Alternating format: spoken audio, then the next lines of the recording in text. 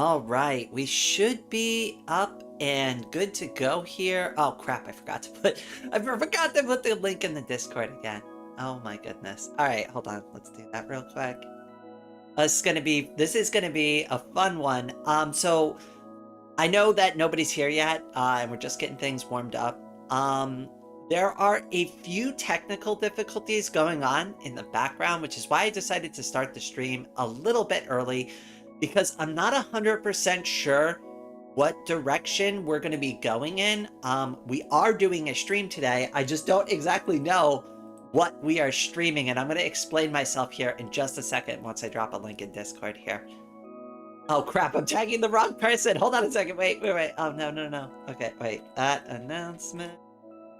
All right, give me a second here, and there we go. Yay! All right, we're done with that. Oh, Peter! Maddie, welcome! Okay, so let me explain what's going on. So apparently Karu, who is the admin for the VoxeLibre server, she just let me know that she's intending on doing some server maintenance for it. And I was supposed to do a live stream with the X guy today.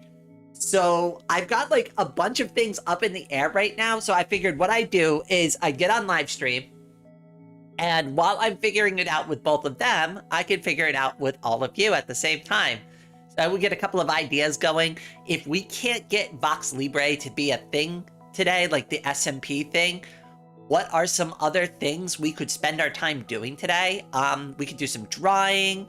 We could play a different kind of game. Like, I'm open to suggestions, but in case I can't do VoxeLibre, just in case. Like, we can do chatting. We can just sit here and chat too. That's also a valid thing. But I want to throw it out there that the original plan for today may fly off the rails. And in about 15 minutes, we're gonna find out. Aw, Peepsy, that's okay. I'm glad I saw you earlier in Charlie's live stream. That was amazing, wasn't it? Who was there for Charlie's live stream? Who was there? Who was there for it? It was amazing. That was a wonderful experience. Anybody who showed up to that. So, if for those who don't know, hold on. Let me pull this up so that you all know what I'm actually referencing here.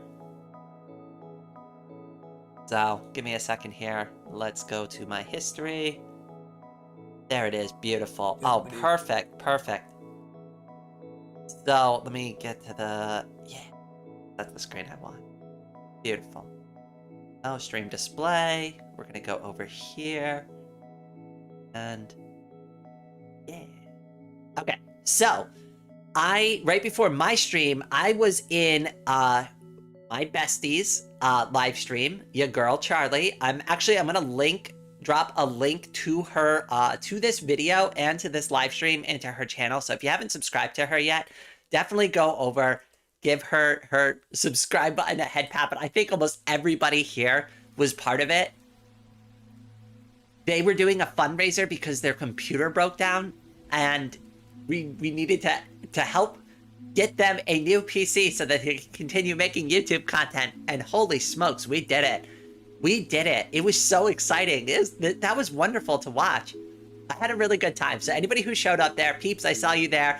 Just ones and zeros, I saw you there. Maddie, I think I saw you there too, but if I'm misremembering, please don't be mad at me. Because a lot was going on. I've got a lot going on, right? Like in the background at the same time too. But welcome everyone. And also, have a good night, Peeps. I know it's getting a little late for you. All right, let me check Discord too, just make sure I'm caught up on everything here. Sure, I'm down for whatever. Okay, so it looks like X Guy will join us for some chatting. For now, I'm still waiting to hear back from Karu. So let me just text the X Guy back. I got a stream up and running now. If you want, can call in at any time and we just discuss whatever. The community for now. I'm still waiting to hear back from the admin about plan. Okay. All right, cool. All right, so X guy got back to me. Hi, I'm migrating the world right now. Oh, perfect. Oh, awesome. Everything's falling into place in real time. Okay, all right, cool. So I'm inviting X guy to just come chat with us for a little bit. And we're just gonna do that, and then I guess whenever you're done with that, if anything goes wrong there, take your time with it, Karu. Please, like, don't rush it. Like, if things happen, don't worry about it. Like, I'd rather you take all the time you need with it, and don't worry about it, because we could just have fun doing other stuff today. No, it's fine. It's fine. It's fine. Everything's fine. We've got plenty of time. Well, I'm doing VoxeLibre content on this channel, like, going forward pretty much exclusively. Like, the last chatting live stream and, like, maybe this one are going to be, like, the last time we do chatting live streams on the channel anyways. So that's fine. That's fine. We're doing almost all VoxeLibre on this channel for live streams going forward until I get, like, bored. It's like VoxeLibre and Vintage Stories, pretty much, like, what we're going to be doing for live streaming. So it's fine. If we have to do one more chatting or kind of BS or play around one more time, it's fine. It's not the end of the world. Dude, I was off to a bad start this week anyways. I was like, I'm gonna do it this week. This is the week it all comes together, and then immediately trip and fall on my face instantly. But anyways, what I was saying though is that, like, we definitely got the fundraiser. I'm just, like, I'm so happy. I'm glad that we were able to do that. So anybody who's there who participated in that, I just wanted to say thank you. That was really sweet of anybody who donated or even just showed up and just hung out for a little while. That was a lot of fun. All right, let me check in, see what X guy said. Nothing yet. Oh, did anybody see the drawing I posted yesterday? I can pull that up on stream real quick. Give me a second. What have we got here? Hold on, let me get rid of that. Stream display, we don't want that. What we want is a photo. Image? Sure, why not? Go for it. Browse. Pictures. Backup drive. Okay, drawings. Where is it? Okay, I'm making this way too dramatic.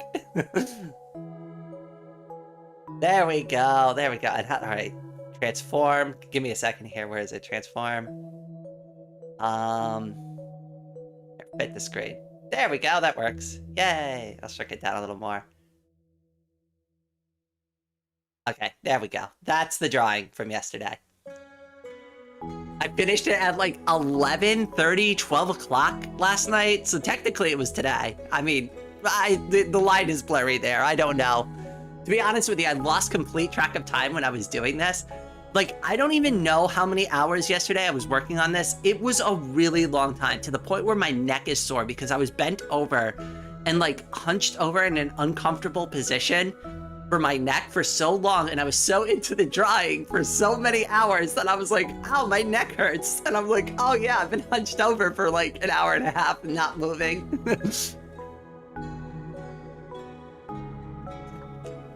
Buff rain, yeah, actually, funny story about this. So, all right, this is where a lot of it comes from. One, a lot of people know that I have like a big affinity for Dragon Ball Z, stuff like that, right? Like Vegeta is like one of my favorite characters, right? Like from that show, stuff like that. So I've always really liked that. I grew up with that show. I watched a ton of it. It was always something that I just really enjoyed. And I was sitting there and I was in my wheelchair and I was hanging out with my mom. I was complaining, I'm like, my arms are huge. I hate it. I hate that my arms are always like so big. And she's like, well, there's lots of girls that are buff, you know? Sometimes that makes them like superheroes. And I was like, oh wait, that's actually kind of a good idea. And then like, that's where like I kind of thought of the idea of this drawing. Like, that's where it started from. That's not like where the final idea of the drawing came from, but that's where like the inspiration, I'm like looking at my arms and I'm like, well, maybe I can do something with this. Maybe I can work with this concept somehow. It looks great. I think the hand looks awful, if you want my honest opinion. Do you know how hard it was for me to draw that hand? Because that is actually my hand. That is literally my hand in like anime format. Like, I was looking at my hand literally while I'm drawing it. That's why it's hunched over so weird. It's like, I need to do a fighting pose. I'm like literally holding my hand like that for like an hour, like trying to draw it properly. I really need to get those like little models. You know what I mean? Okay, I still haven't gotten a reply back from X guy. We'll see. Well, don't worry. They can call in anytime. Oh, I've got a Luck of the Sea 3 rod I've been needing to use, so I want to make some potions. Oh, do you all want to talk about like what the plans for like the VoxeLibre streams are? Because I've got some awesome plans coming up on the channel. Now that things are like finally settling down, do y'all want to talk about that for a few minutes, since I don't have a game to play with us to like, play right now, and well, X guy hasn't gotten back to me about calling or like what we're doing. Biblically accurate rain hand, I know. Kind of thick and meaty. Actually, my hands aren't that big. It's just like the scale of it. You know how that works, right? Like, I mean, hopefully you know how that works. Oh, goodness.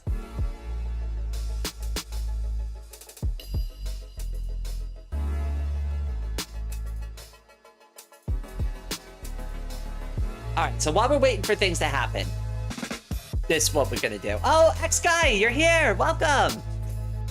I was like, I'm waiting for. I didn't know if you were gonna call in or not, or if you didn't get my message yet.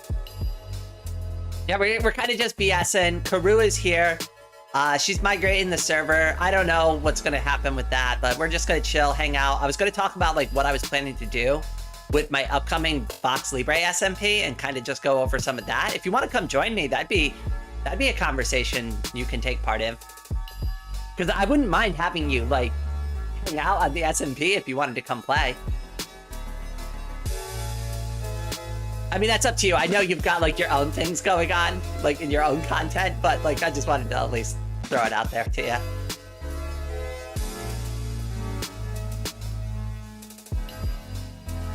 Oh, wait, the call's coming through. Hello, X guy, are you there? Hello, yeah. All right, hold on, wait, I gotta turn down the music so that they can all hear you. All right, okay. There we go. Hello, welcome. Hi.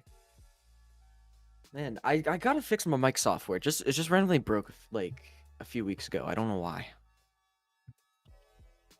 No worries. Well, you know, there were so many last minute things that came up anyways on my end, so trust me, it's completely forgivable. All right, so right now I'm updating Luanti because I was still running like 5.11 or something like that. Oh, it's been a little while since you played then. Yeah, because I usually just like update whenever there's an update out, but yeah, it's been a little bit. I saw that you were doing a series on your second channel. I'll be honest, I haven't had a chance to follow up on it. Yeah, I haven't done much with it. I'm recording another episode though. I've got yeah, I was like transforming the like first floor of the house, so now it like actually looks good. I thought the first episode was really good when I watched it originally. Thank you. Here, let me double check that nothing broke, because a lot of things could have broke. So if I launch Luanti. And just for everybody, I put a link in the stream to the X Guys channel, so if you could and you're interested, definitely head over to their channel and give their subscribe button a head pat for me. Yeah, thank you. Yeah, the main channel is for like more Minecraft stuff, so if you guys don't like that, go over to the second channel. That's where the like, you know, Luanti and random stuff like repo and whatnot is. We have a healthy mix of Minecraft and Luanti players here. It's pretty chill. I was a little worried at first that like they wouldn't get along, but everybody just plays games, which is great. Yeah, that's good. It's always good to have like a mixed community, because always just having like the same people around kind of just leads to like the same ideas just getting repeated like over and over and over again. Well, I'm not sure if you knew, but I actually finally had a chance to go back and play a little bit of Minecraft and finally get a taste for like what the game is like these days. Yeah, I remember that. I don't know like how much you did, but I remember seeing like at least that like one video where you like went back to it. It was a lot of fun. There are things that I do understand why people are like, yeah, Minecraft is just the better game, right? Like, I mean, it's definitely so much more polished in so many different ways. Like, it's a good put together experience. But there are things about Luanti and VoxeLibre that I don't know. Like, even if it's a buggy mess, I still think they're better. Yeah.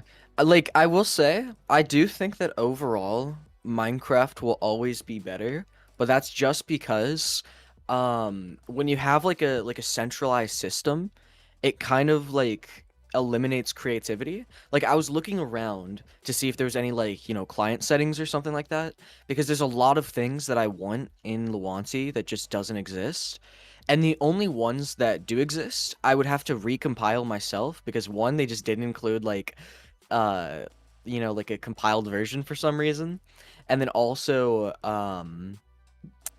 like you can't just do it in Luanti, but with Minecraft you could just install Forge or Fabric that are third parties, and because that's like how it's always been, like that's pretty much the standard, right? So it doesn't like eliminate anything by like being like, okay, you have to be officially approved or you have to like, recompile it. It's just like, you click two buttons and then there you go. Well, that's something that a lot of people have brought up to me is they would play Luanti, VoxeLibre, Mineclonia, any of these games way more if the mod support was there. And obviously I'm not a programmer, so I can't help in that capacity. But one of the things that I'm hoping to do, at least with my channel, is to try to get more people interested in the game so we could eventually get that mod support. Yeah, it's not that the mod support isn't there, it's more the like I guess the limitations of it, because like Luanti's very much driven towards like once you get into a world, then you can do things with mods, right? But Okay. that's eliminating like 99% of mods out there, because for example, like a big one that I've always talked about is replay mod, because that's just like an essential thing to being a creator, and a lot of people that are like looking at it, they Oh, would I like think of remember that we brought first. this up last time. Yes. Has there been any Yeah. progress on that? So a tiny bit, a tiny bit. So like I said, I saw that there was some like clients out there that adds in features like Fulbright and free cam and a few things like that. Not replay mod though, but also I found that there is actually client mods inside of Luanti. It's just that they're so limited to the point where they might as well not even exist. The only client mod that I could actually get working that was actually useful was Lightmatica, which is like a mod that lets you like place down schematics, so that way you could just like build something, go into a world, and then place them down, so that way you could like build on top of it. That was the most useful client-side mod, and I'm pretty sure the only mod that I actually got working. Um, so that's cool. But like, when it's like, so limited that you can only do like literally a single thing with it, it might as well not even exist. Okay, that's fair enough. Like, the problem is like when it comes to like the programming side of this stuff, that's where I get a little lost in the sauce in this stuff. I'm glad you and like Karu, my friend, and the person who's running the SMP server have a better grasp of this kind of stuff than I do. Because like at least then you can kind of guide me in the right direction. And at least when people ask me in the future, I can kind of relay better information to them. Yeah. So like the stuff's there. It's kind of like rudimentary. Yeah, again, like with the cool stuff, nobody's like pre-compiled anything yet, which I think is the biggest problem. Because like I don't want to have to recompile something every time that the game updates. Like I just like how with Luanti you could just download it, open the zip, and then just like copy and paste the files over, because it doesn't like delete your mods or worlds or anything. But like I would have to open up like CMake, which is basically like just taking the code and then turning it into things that you can actually run, which is like a good part of C++. That's why you're able to run it on Linux and Mac and Windows and literally like anything, because you just you take the code and then you just make it able to be run on anything. So that's cool. But, I don't want to have to do that every single time that I like, switch between like Windows and Linux and switch computers and whatever. Like, why Cat can't the I just download Leopardus it, super head patted $69. I think your throne notification crazy. just went off. Oh It's my only goodness! memes. I just got a Correct super chat. I'm amount of sorry. $69. Oh supplies. shoot. Hee Yeah, hee. yeah. My I forgot to say goodness! that. Kat, thank you so much. Oh my goodness, Kat. Everybody, head pats in the chat for Kat the Leopardess. Oh my goodness, that is a very nice donation that you just gave me. You think my Ko-Fi notification just went off? I thought I heard something too. Let me double check that real quick. Because I was in the middle, I realized in this, like, when I heard it, I was like, oh, did I have my stream elements off? I did. And then, I don't know, maybe somebody did donate something. Let me double check that real quick. Thank you for both the donation and the heads up. Sorry, I got like kind of cut that happened like right in the middle of the in the middle of our conversation. Yeah, it's fine. It's fine. That's crazy. Oh my goodness. I don't see anything on Ko-Fi, so I don't know what it was. I have no idea why it made that sound. Oh, it's apparently through Throne or something. I think your Throne notification just went off. It's only me harassing you with art supplies. Oh, it's only it's Throne. That's what it was. Oh my goodness. Oh, Kat, you didn't have to do that, and you gave me a super chat too. Oh my goodness. It's just me harassing you with art supplies. Oh my goodness. Thank you. I appreciate it. You can't stop me. Apparently, I can't. Crazy. She just got me a new drawing tablet too. That's actually how I did this drawing. So, Kat, we can all thank Kat for this awesome drawing because I wouldn't have been able to do it without her, literally. Yeah, thank you, Kat. Thank you.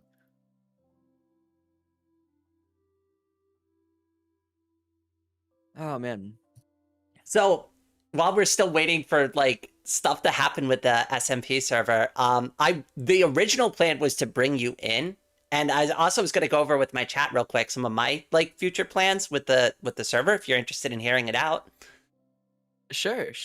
Also, really quickly, I Yeah. did see someone mention in chat, the fact in Luanti you have to re-download everything every time you log in is absolutely insane. Oh, Honestly, I think that's a good thing. Mainly because when you compare it to something like Minecraft, there's this one mod or something like that. I forget what it is, but I'm pretty sure it's called Spout. And it was this old mod where it would basically like download any mods that you need before connecting to a server. And then it recently actually got like a newer version by like this I think it was a YouTuber who remade it.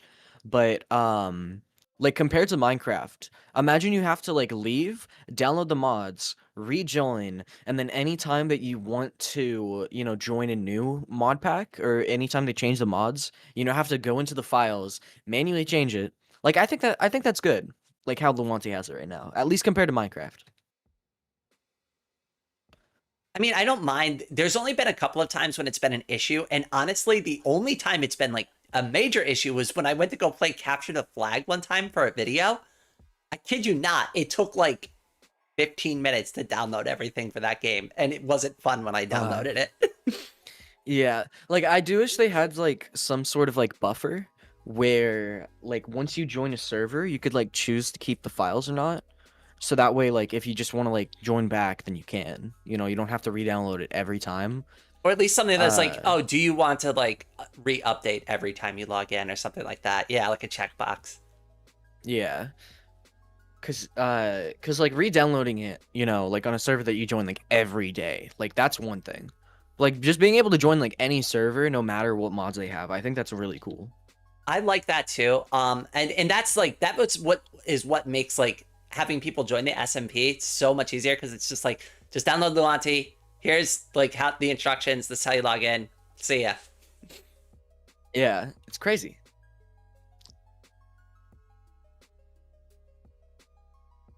I admit I do not wait too long when Luanti needs to re-download items content. I'm on fiber, so maybe I don't really see the lag. That's fair. Yeah, I don't either. But I could see like how people can, especially because like Luanti is trying to be like the everything Minecraft. And what I mean is like you're able to run it on like high end with like, lots of good graphics. You're able to run it on Linux, you're able to run it on Mac, on Windows. You're able to run it like with high performance, low performance. So like we kind of do have to like, approach it from every angle. that like Luanti, offers, because like it's trying to be, that. And also, whenever I talk about like Luanti, I kind of just assume that because it's a game, you want as many people to play your game as possible. So like I could be like completely wrong there, because like if they want it to just be like this small open source thing and they don't really care about growth or anything like that, then usually what I say is just like completely ignorable.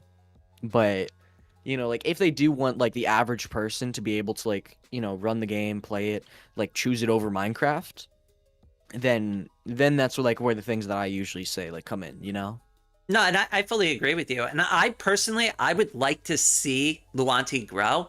Not that I'm not excited about things like Hightail and other stuff like that, but like Oh to my a God, point, yeah. and somebody brought this up in a video that like some Minecraft video that I watched recently, but we need more competition with like other games in general, like not just Minecraft and Hightail versus Hightail, right? Like Luanti should enter the scene as well, in my opinion, of course, and like be a contender. And it doesn't have to be a big player. It just has to be an option for people.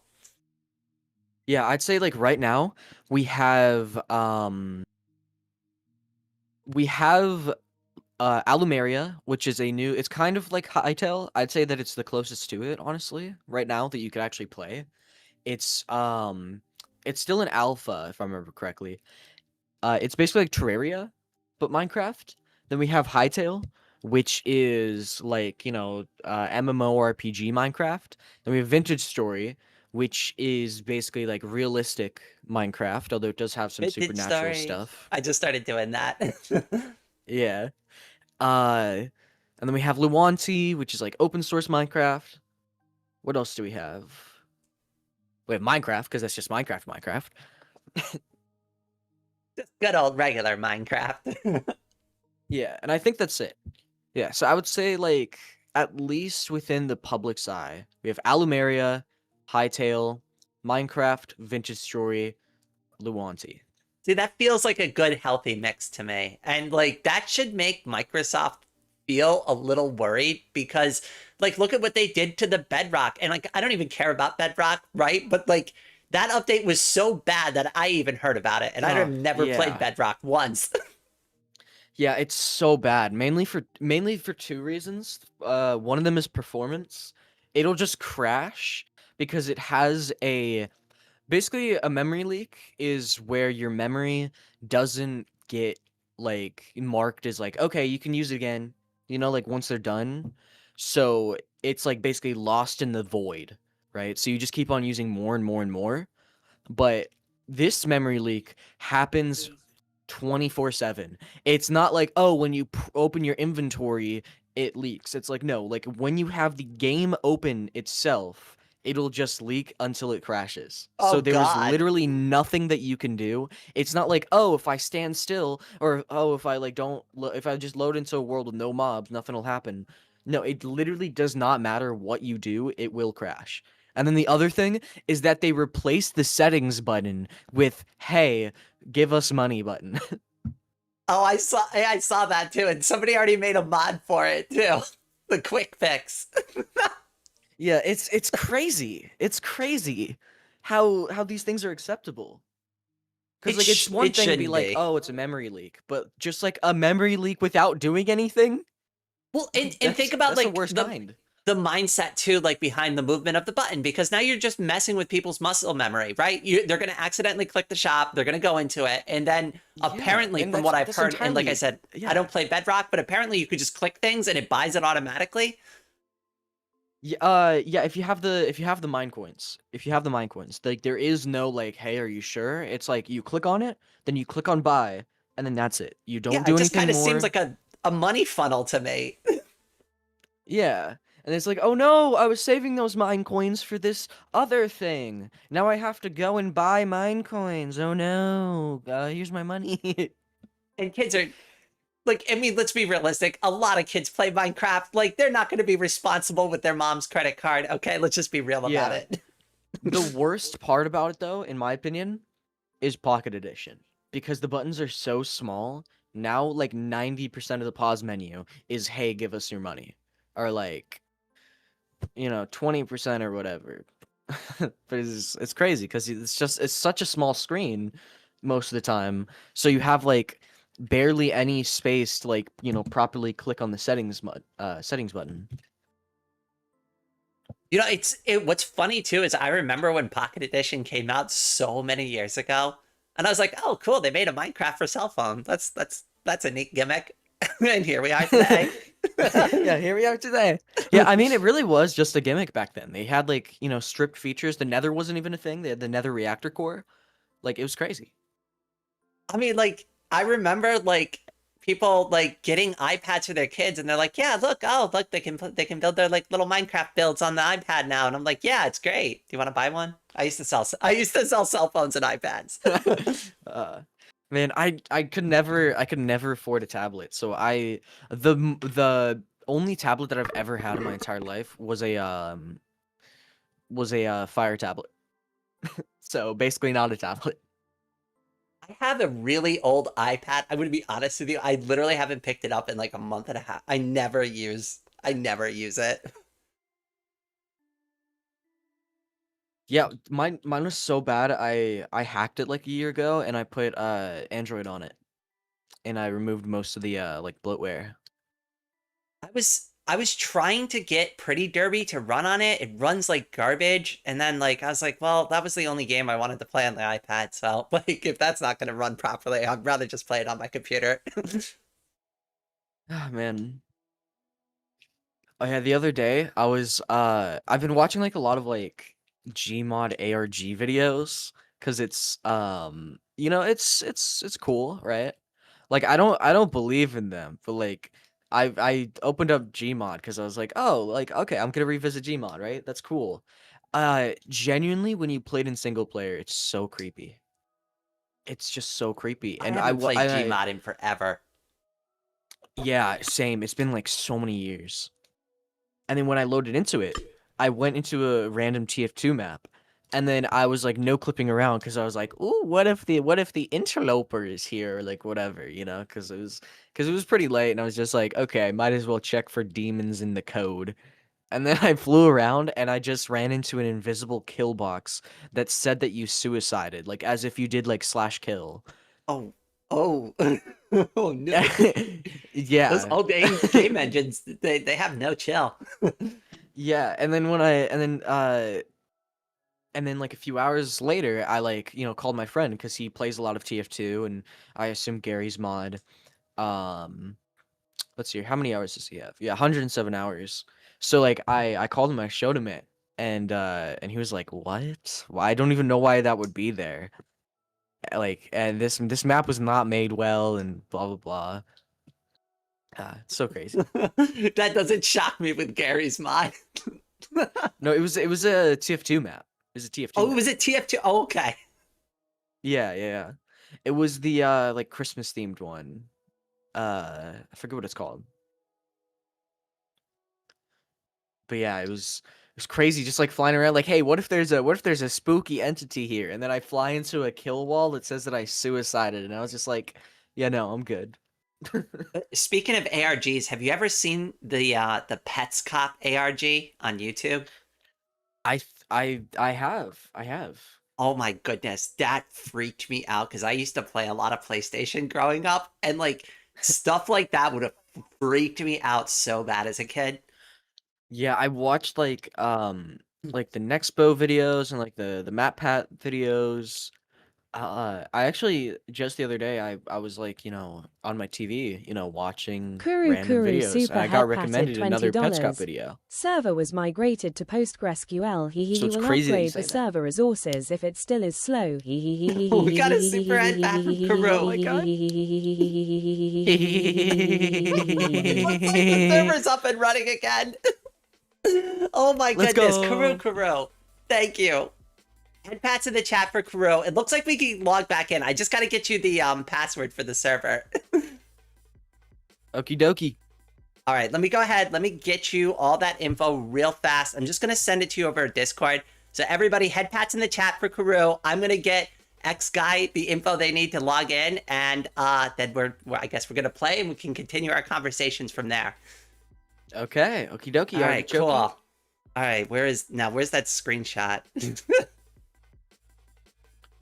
And, Oh, damn. and I was, oh my gosh, I was playing. I just remembered I was playing these like a few different Luanti games, and they're so cool, but like there's not a whole lot of substance to them, and I think that's like the biggest thing with like Luanti is that Minecraft, you kind of just like violate copyright and get away with it.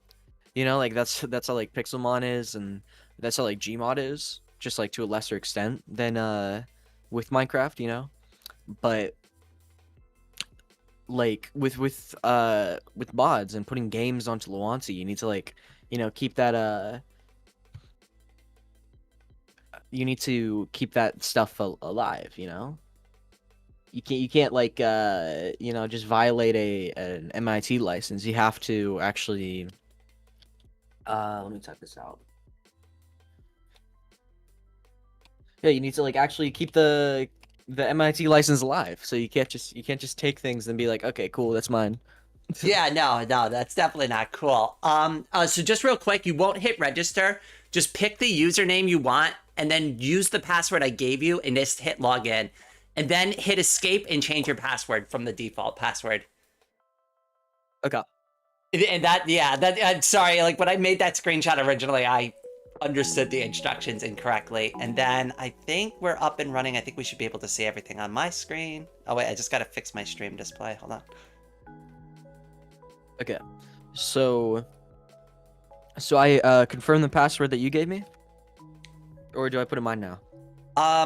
When you log in, you should be able to log in with the password I gave you and any username you pick, and then hit login. Then you'll change your password. Okay. Transform. Perfect. There we go. There we go. Yay. All right, I'm all set up. Crew, let's see how it goes. All right, hopefully we don't crash the server instantly. That would be bad. It would be funny, but it would be bad.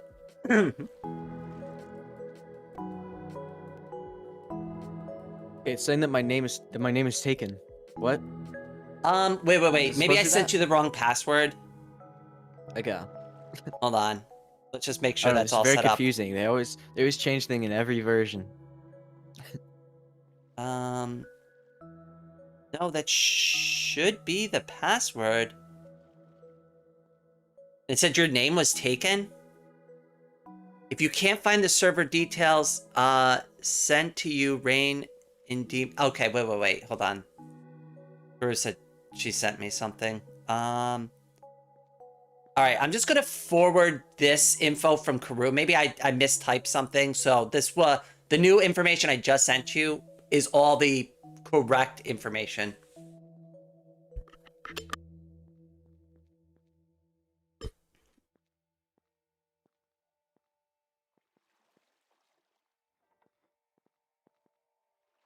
All right, and hopefully that fixes it. I know of like 3 methods to crash it now. Well, I hope one of the updates that Karu just put out there was Yeah.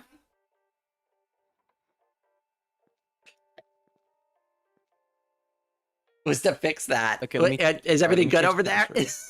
Yeah. All right. There we go. All right, I got chat pulled up on my other screen now. We should be good to go. Everything should be good to go now. All right, there we go. Change my password. All right, here, I'll be back. Just give me a second. No rush.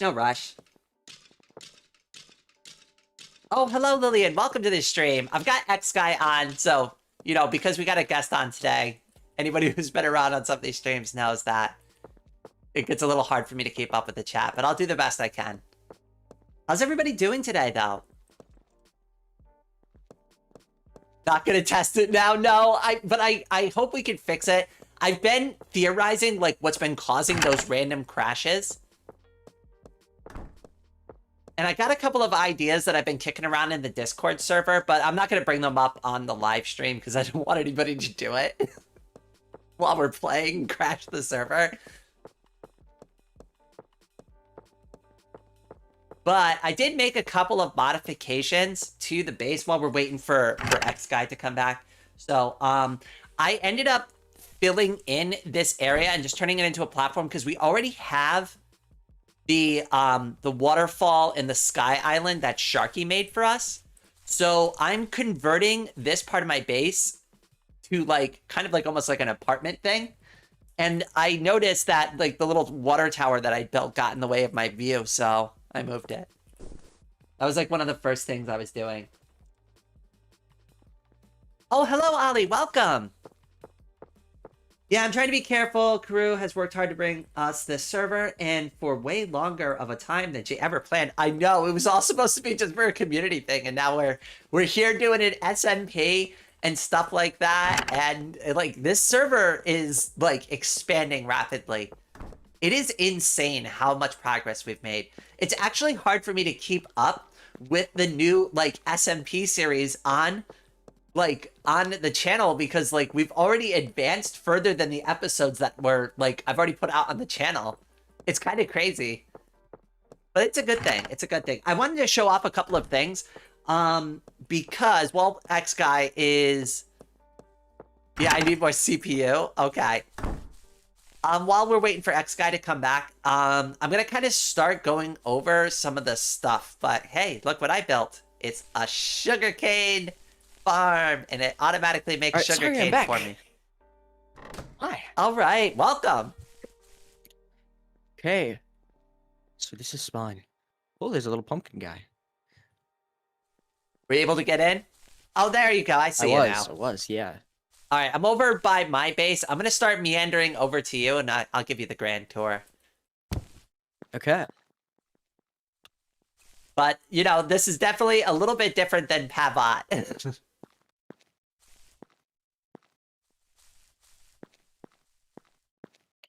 Not too much different, though. We pretty much, like, stole all the basic mods from them, though. And I was like, oh, yeah, protection blocks. Those are great. We'll take all those. Yeah. Yeah, I gotta love protection blocks. They are good. What I am finding, though, is that people are, like, having a protection block war. So, like, they're starting to, like, try to, like, enclose each other in protection blocks. It's getting silly. I've already had to remove a bunch of them.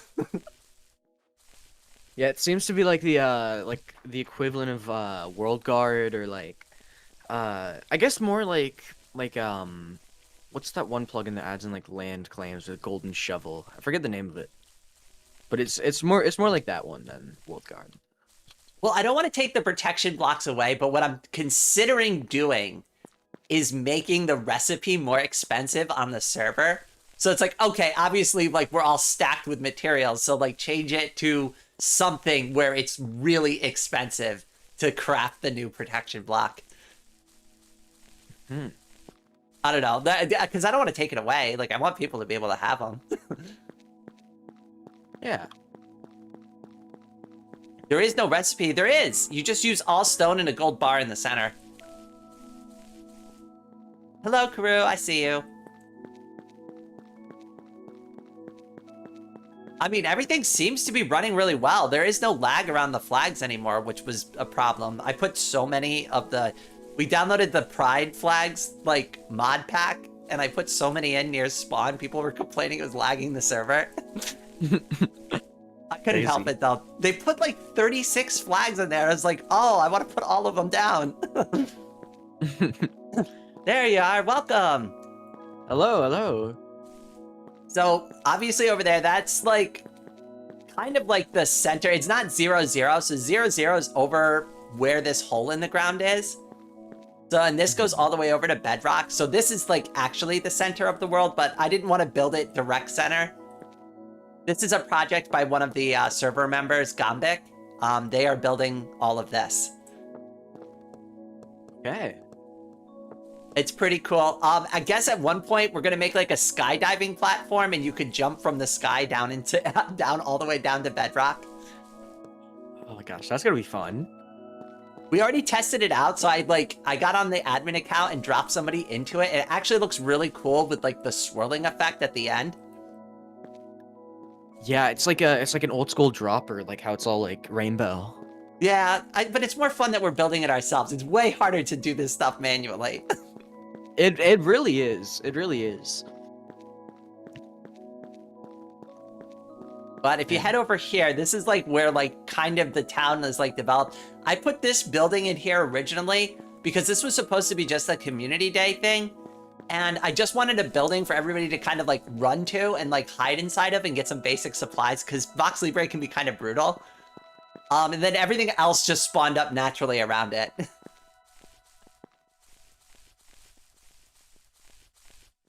Man. So if you need any free goodies, they're inside the I'm calling it a temple. I don't know what else to call it. The spawn temple. The spawn temple. Yes, the temple of rain. There we go. That sounds like an actual temple. What's funny is in my texture pack, I updated the desert chiseled block to the rain symbol. And I was joking with people, and I'm like, well, people in the desert would pray for rain, right? So it makes sense. My gosh. I know, that was rather silly of me. But yeah, Those that's the obsidian temple. shells. This was my original house, but somebody rebuilt it, so I didn't build this at all. This was done by a player This named looks Peter. good. This I is must really say, this Peter. actually does look good.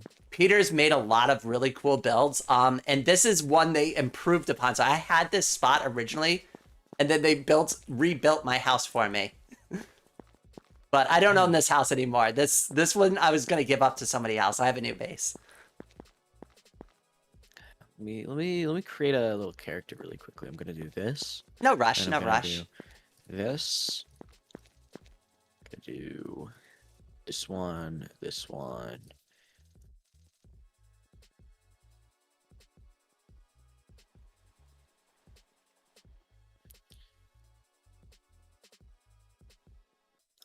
Oh, hello, Rylan. Welcome to the stream. Oh, there you go. You're starting to look more like yourself now. Yeah. I also made myself my skin but purple on on my series. I'm gonna change it again though. Oh, Peter's in the chat right now, and he asked me to take a look on the inside of the house. So when you're done decorating yourself, we can take a peek inside. Okay. And Peter, I just want to say, just based on the outside, I haven't been in. I saw the outside of the house. I know it was supposed to be a surprise. I promise you, though, I've not been inside of it. I just put the flag on the top. Okay, let's check it out. Let's check it out. All Ah! right, this is my first time I'm seeing it, too. I hope you like the new house, Rain, and to anyone visiting the house, have a good day or night. Aw! It's so In sweet. case I don't see ya. This is so cool. Oh my goodness. I love the banister. What is that? Trapdoors? Yep. Yep, it's cherry trapdoors. Oh my goodness. See, oh my, look at the bed is amazing. Never did I think that cherry and spruce would look good together, but they actually do. Honestly, I like the combination. I don't know. It's the hue of the pink, which you wouldn't think would be like a naturally good like color to work with other stuff, but it stands out. It's sharp. It does. It's like using white in a like stone build. You know. Oh it really my stands goodness. out. I'm blown away by this. Peter, you did an amazing job. Open window. It's a good quarter. Like this like section of the town over to the right hand side was pretty much all built by Peter, except for like the restaurant down there. But like any of these like really old looking buildings were made by Peter. And it looks like you just spawned in with like one of those like old like ruined city presets in Minecraft. That is exactly what I think too. And they built this like really cool like ancient like deteriorated bridge. So it kind of like almost looks like we settled here on like ancient land. And also I could see what they were talking about with the lag from the flags. Like I'm not lagging, but the server's lagging. Yeah, I gotta take them down. I was just too excited about it. I'm like, oh, look at all the flags. They gave me so many, I gotta use them all, right? Real. But yeah, we could take a look at the tower real quick. This will give you a really good, like, I don't know, I guess like a good scope of like what's going on around here. And then you can kind of pick from there what direction you want to go in. Okay. This is a cozy little campfire. And this was also built by Peter, and we had to rebuild it the other day too because it was originally all wood and lightning struck it and burned it down. Oh my god. Yeah, that's why I always try to like build my roofs out of like, you know, stones. That way it doesn't burn. Oh yeah, we went in, we fixed it. Like half the tower is built out of stone stairs. As soon as you see where the stone stairs are, that's where we started rebuilding it. Somebody went back and textured it. I just went back and just put like granite or like polished andesite down and stuff. But somebody came back here and actually properly tiled it. So it was a community effort. But we got the job done. This thing is freaking huge. It takes forever to climb. Oh, I forgot there's a shortcut where there's like a ladder. Whoops. It's in the back corner. A ladder's faster? It's faster than going around in circles on a stairs. That is true. That's fair. Wewow. It's beautiful up here. Imagine if I punched you off. Oh my goodness, I've fallen off here. We actually installed the gravestone thing because we've had some incidents already with people losing their stuff. Gotcha. Why? Why are there just skeleton I think it's the lightning strikes because like we had to put all these like little lightning rods on the top so it like doesn't burn down again. Yeah, I think it is because I don't know how they spawn, but it's probably from like lightning striking that they spawn. So. Well, over across yonder is my base. We'll work our way over there eventually if you want to see it. But I built mine into the cliff. Mm-hmm. Looks interesting. It's not anywhere near completed. It's a absolute hot garbage mess right now. It's a disaster, just like my last one.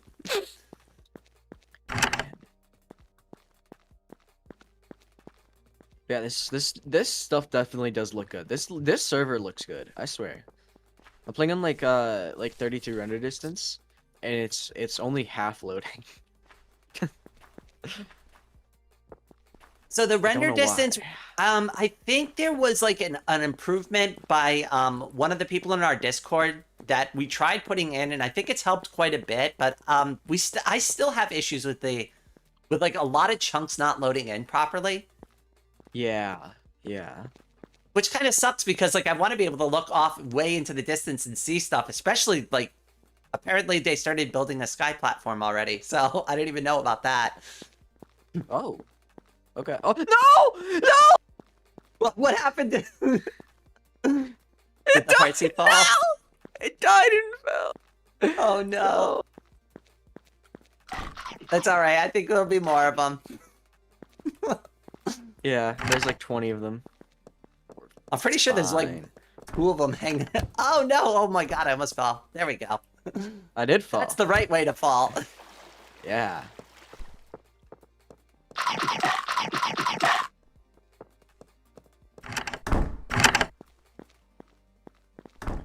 Alright, I guess I'll take you over to my base real quick.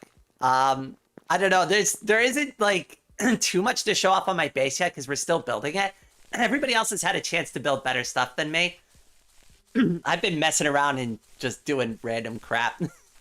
Yeah, I mean, it's good to take it slow. Like, you don't want to, like, you know, rush the process. Oh, there is a before we go, it's gonna take forever. There is a huge upside down pyramid that Kuru has built by hand. And there's a minecart ride to get to it, but I kid you not, it takes like 3 minutes of minecart ride. It's so far away. Why is it so far? Because that's what she wanted. She just likes digging and she likes minecarts, so she wanted to put it really far away so you can enjoy the minecart ride. Oh man. I pretty much told anybody, I'm like, within reason, just kind of do what you want on the server. I'm like, as long as we don't have to like overly moderate it, it's gonna probably be fine. I just want people to have fun.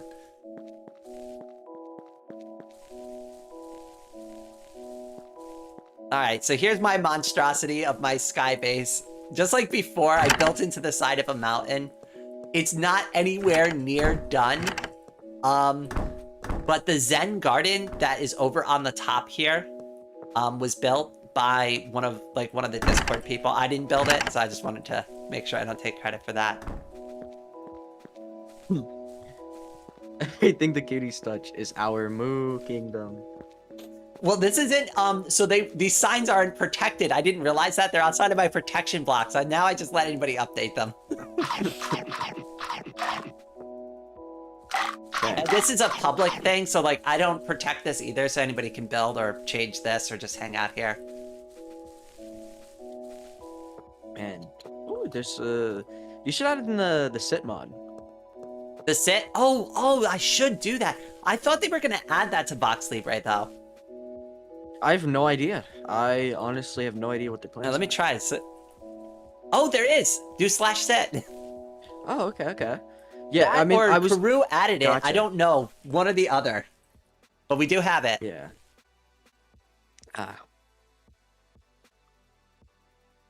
Such lovely views if it wasn't obstructed by the clouds. I know. Well, that's the only frustrating. Oh, wait till you see my EXP farm. It's a hot mess. Oh my god. It's inside my base.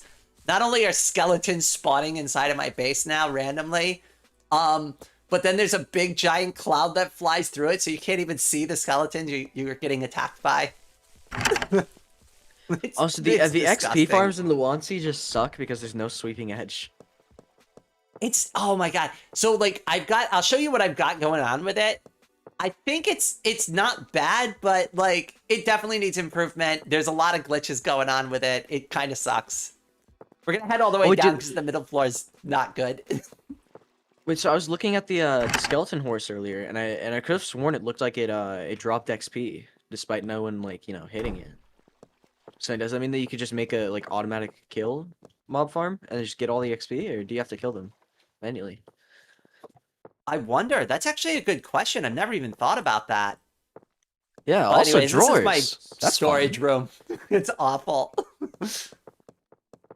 Yeah, I mean, I wasn't expecting drawers to be on here. I wasn't either, but then I saw the crafting recipe. I was like, oh, thank goodness, because honestly, I really need them. I can't do storage well. Yeah, I usually just skip over them because most mod packs I play usually have just iron chests or something like that, so I could just get a buttload of storage. So here is the wall for the EXP farm. There's a spawner that I found inside, and I built around it. And if you go down here, it's built into the wall here, and oh, it's already full already. But you can. I had to build this little AFK spot because if you stay in here, eventually the mobs will spawn on the top. Even though this is all slab, they will still spawn in on the slab and walk down here and try to shoot you. I don't know why it does it. I can't figure it out. But it otherwise basically works fine. You can just stand here and it drops in the hopper and yeah. Yeah, this is just an auto kill one. So unlike Minecraft where you have to actually hit them to get kill credit, you could just let them keep on spawning and then die like this. Yeah. It works really. Wow. I love this, especially when I get mending on my tools soon. This is gonna be great for me. So, and we already have people. I sometimes log in and there's 2 people hanging out in here. Okay, it's also better because they just drop actually full bows. They don't just drop random durability bows. Oh, and skulls. That's I've been using them as furnace fuel because I have so many now. I don't know what to do with them. I'll take one. Take as many as you need. Take anything you want out of that chest. I have so many things from skeletons. You can have it all. I've got 3 arrows. 3 stacks of arrows. Oh my gosh. Actually, let me get you. Let me see. Hold on. Let me get you some iron too. Okay. But yeah. Also, okay. Going back to what we were talking about before we joined, right? Yes. With the, with the mods only being once you join a world, it starts working. It looks like most of the stuff, if not all of it, is server side. So whenever you eat food, if the server's lagging, then you eating food lags. And then if you like try to use a bow, then that also lags because the server's lagging. So like if you have any lag on the server, then that means that you're like, supposedly like client stuff is also lagging. Like there is no separation of client and server. It's mainly just a server thing. Yeah, I That's can see crazy. the server is lagging now. I'm probably gonna have to take those flags down. Yeah. Like I'm not too like mad about the lag. I'm just saying like, like there's nothing client side about Luanti. There's no client features.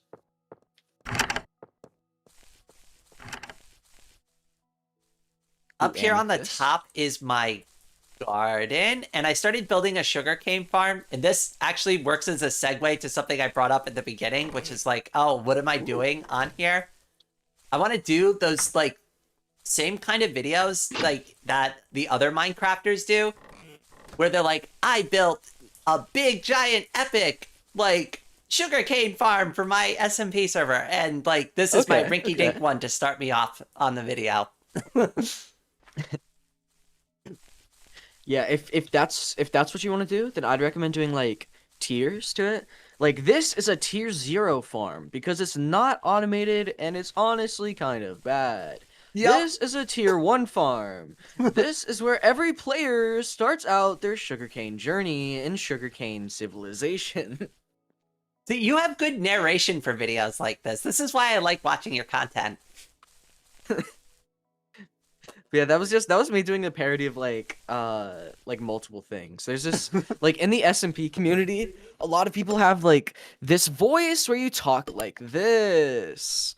And then like there's civilization videos where it's like they make like a civilization about everything. So it's like sugarcane civilization. This is the first floor where all the noobs generate their sugarcane. I've already made the It's joke crazy. once where I was like, today on the cutest VoxeLibre server in Luanti. Today on the cute civilization. Oh, God.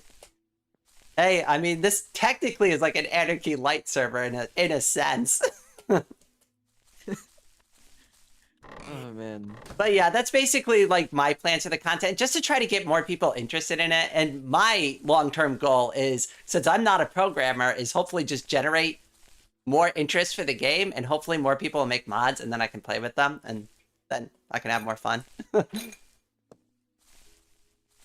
Yeah, I mean, biggest thing is just the client side stuff. Like what I said like a year ago at this point.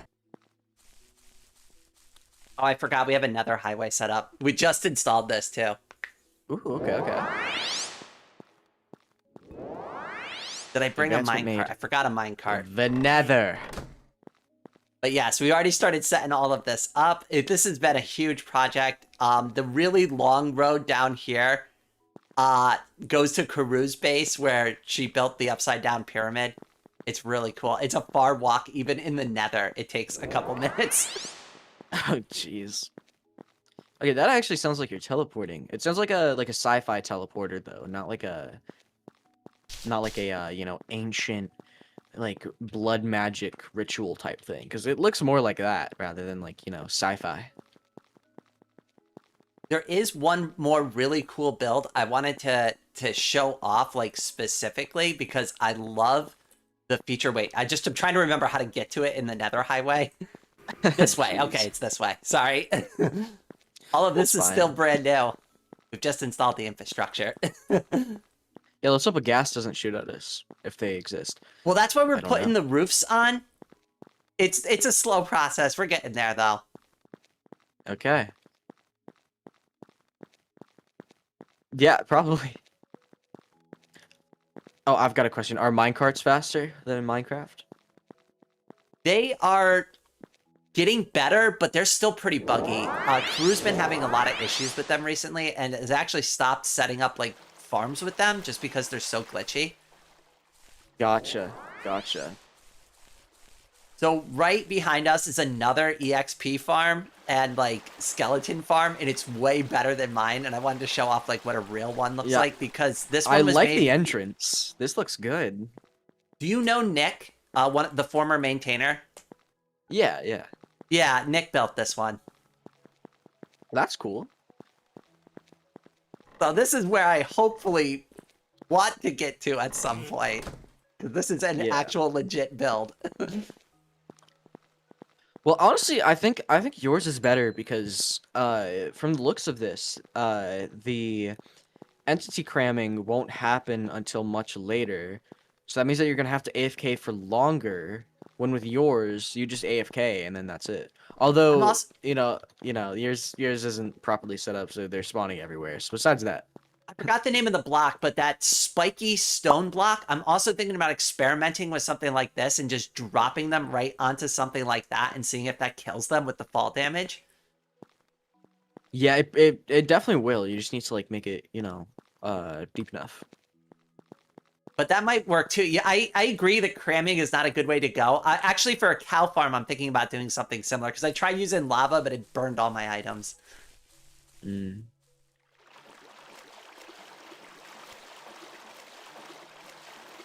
Oh, it has an on-off switch. Does it really? Huh. Wait, it does? I was wondering why it wasn't working. I was like, oh, maybe it's just not spawning. Maybe there's something wrong with it. I don't know. Oh, is it redstone lamps? Wait. Yeah, I was like, I don't understand why it wasn't working because mine just runs automatically. Oh. Whoopsie daisy. All right. I'm guessing this is the switch. Let me turn it on. Oh my goodness. There is an on-off switch. Oh, that's fun. So, wait, are we just supposed to... Oh, are you just supposed to attack them? Maybe you're supposed to stand here and hit them. Yeah, exactly. That's why I was saying that yours was better because, you could actually just AFK at yours. But with this, like, it would take a while because they have more blocks that they need to fill. Because with yours is I think it's just a 2x1, right? But here's a 3x3. So that means that you need like so many more mobs before it actually starts to cram them. Alpha, by the way, we've been blocked from accessing mods from Luanti in Russia, probably the LGBT. Oh, that sucks. That's a really lame reason. I'm sorry to hear that. Alright, I'm gonna turn off their machine, but this is really cool. Alright, I guess I should kill some of them. Clean up my mess.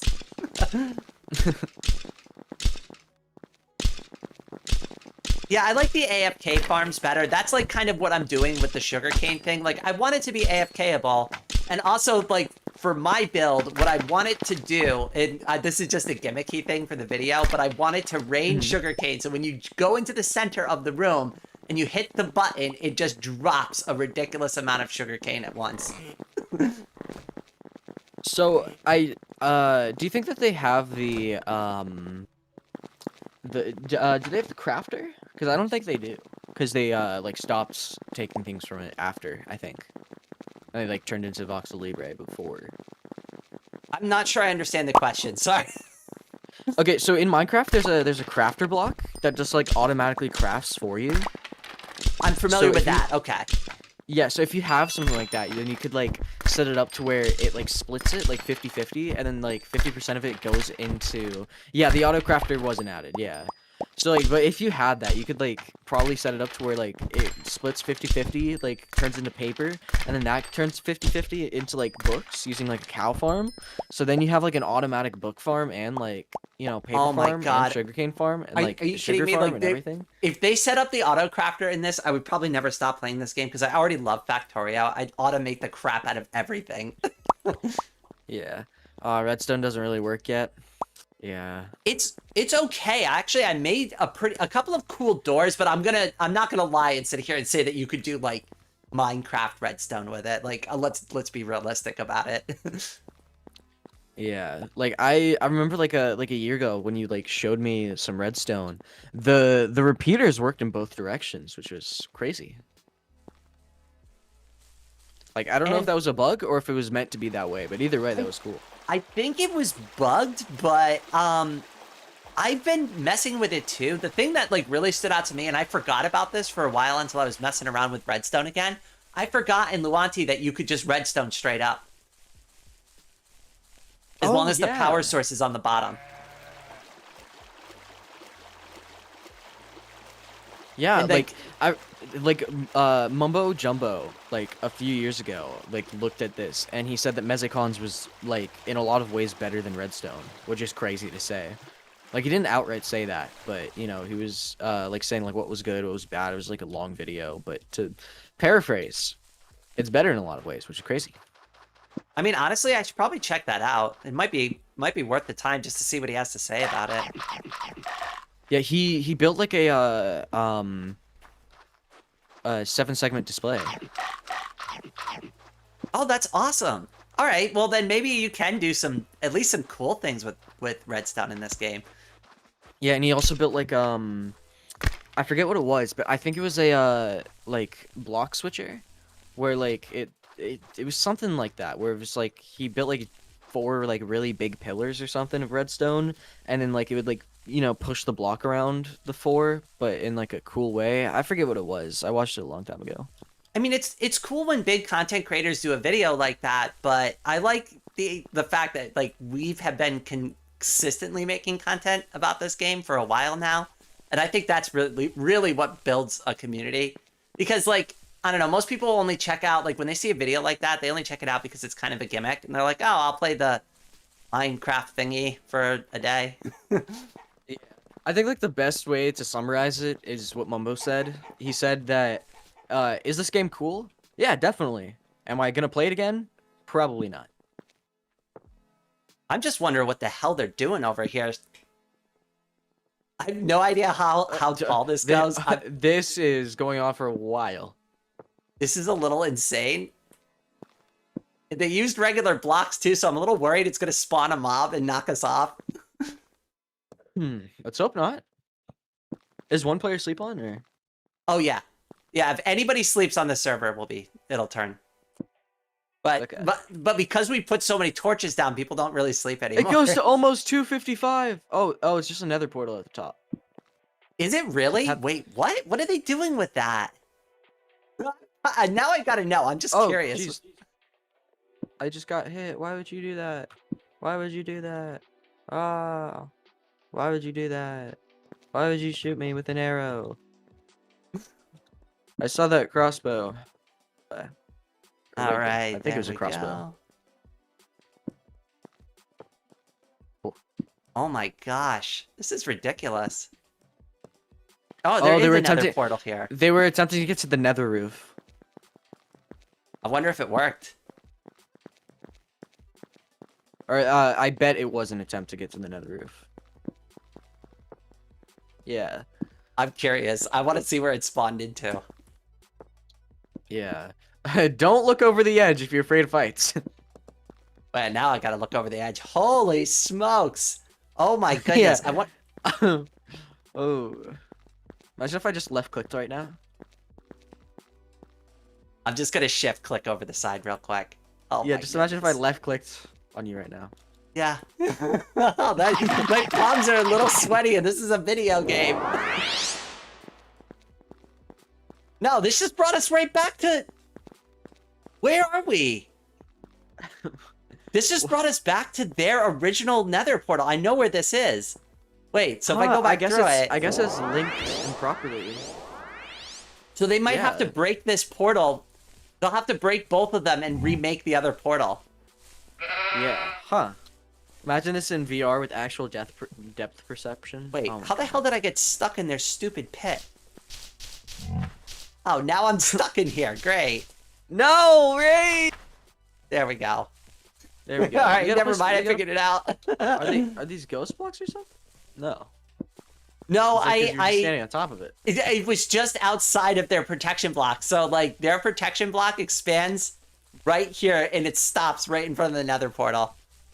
Oh my gosh. Ah, man. Hell horse. This is Anna and Charlie's base. They actually have put a lot of work into it and actually have a cool base. I don't have that, so I get made fun of a lot. It looks evil and mysterious.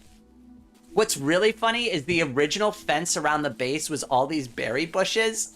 But Mhm. you know what happens when you kill the pigs in this game and how bad that sound effect is. Yeah. Yeah, they it's came like, down to like VoxeLibre like, days jeez. later after a couple of pigs like trying to make it through the perimeter. Jeez. It was bad. Yeah. It was really bad. Yeah, well, I would just recommend doing like a ring of berry bushes and then doing like a ring outside of that of fences. So that way there's only like, 2 blocks or whatever that they can use to like get through. It's still pretty fun. It's one of those things that you don't anticipate that the sound effect is going to be the problem with the with the setup. Oh man. Oh goodness, but that's I mean that's pretty much what we've got done in the past couple of weeks. I mean there's so much more to see on the server here obviously, but I kind of just wanted to give you a tour just to kind of catch you up and give us a chance to like kind of talk and I don't know, just hang out. Man. This definitely does look good. It's a good server. I'm glad you like it. Everybody's put a ton of work into it. We haven't even gotten over to the left side where other people have just started building. Like all of this stuff is like still kind of half built at this point. It's coming along though. God, this reminds me of the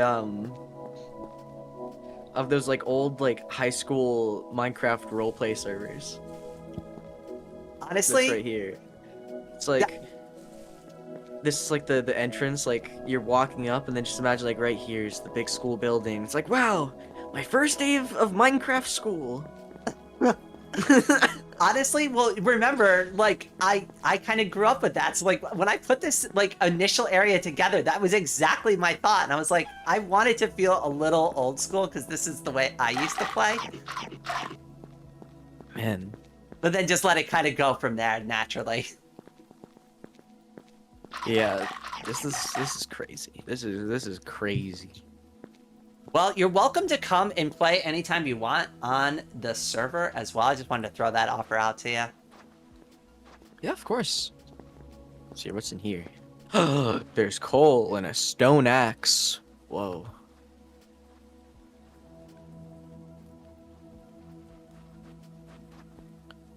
I'm not smart enough for these games. Escape, you could try this game. I think you'd be good at it. Is Luanti from Russia? No, it's from where was it? Norway? I forget. It was a European country. Yeah, I think Russia is just blocking it just because there's a lot of LGBT content associated with it. Which, a lot of the contributors to the game are part of that community, so it would make sense that pride flags would be immediately like an available mod. It's kind of a shame that like they would do that, but that's also par for the course for them, so I'm not shocked either. Finland. That's where it's from.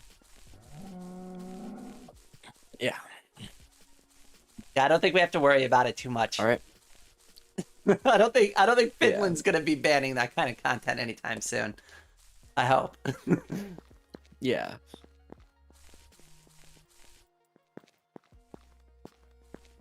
Yeah, that's why whenever you hear about like them doing like a convention or something, it's always in Europe.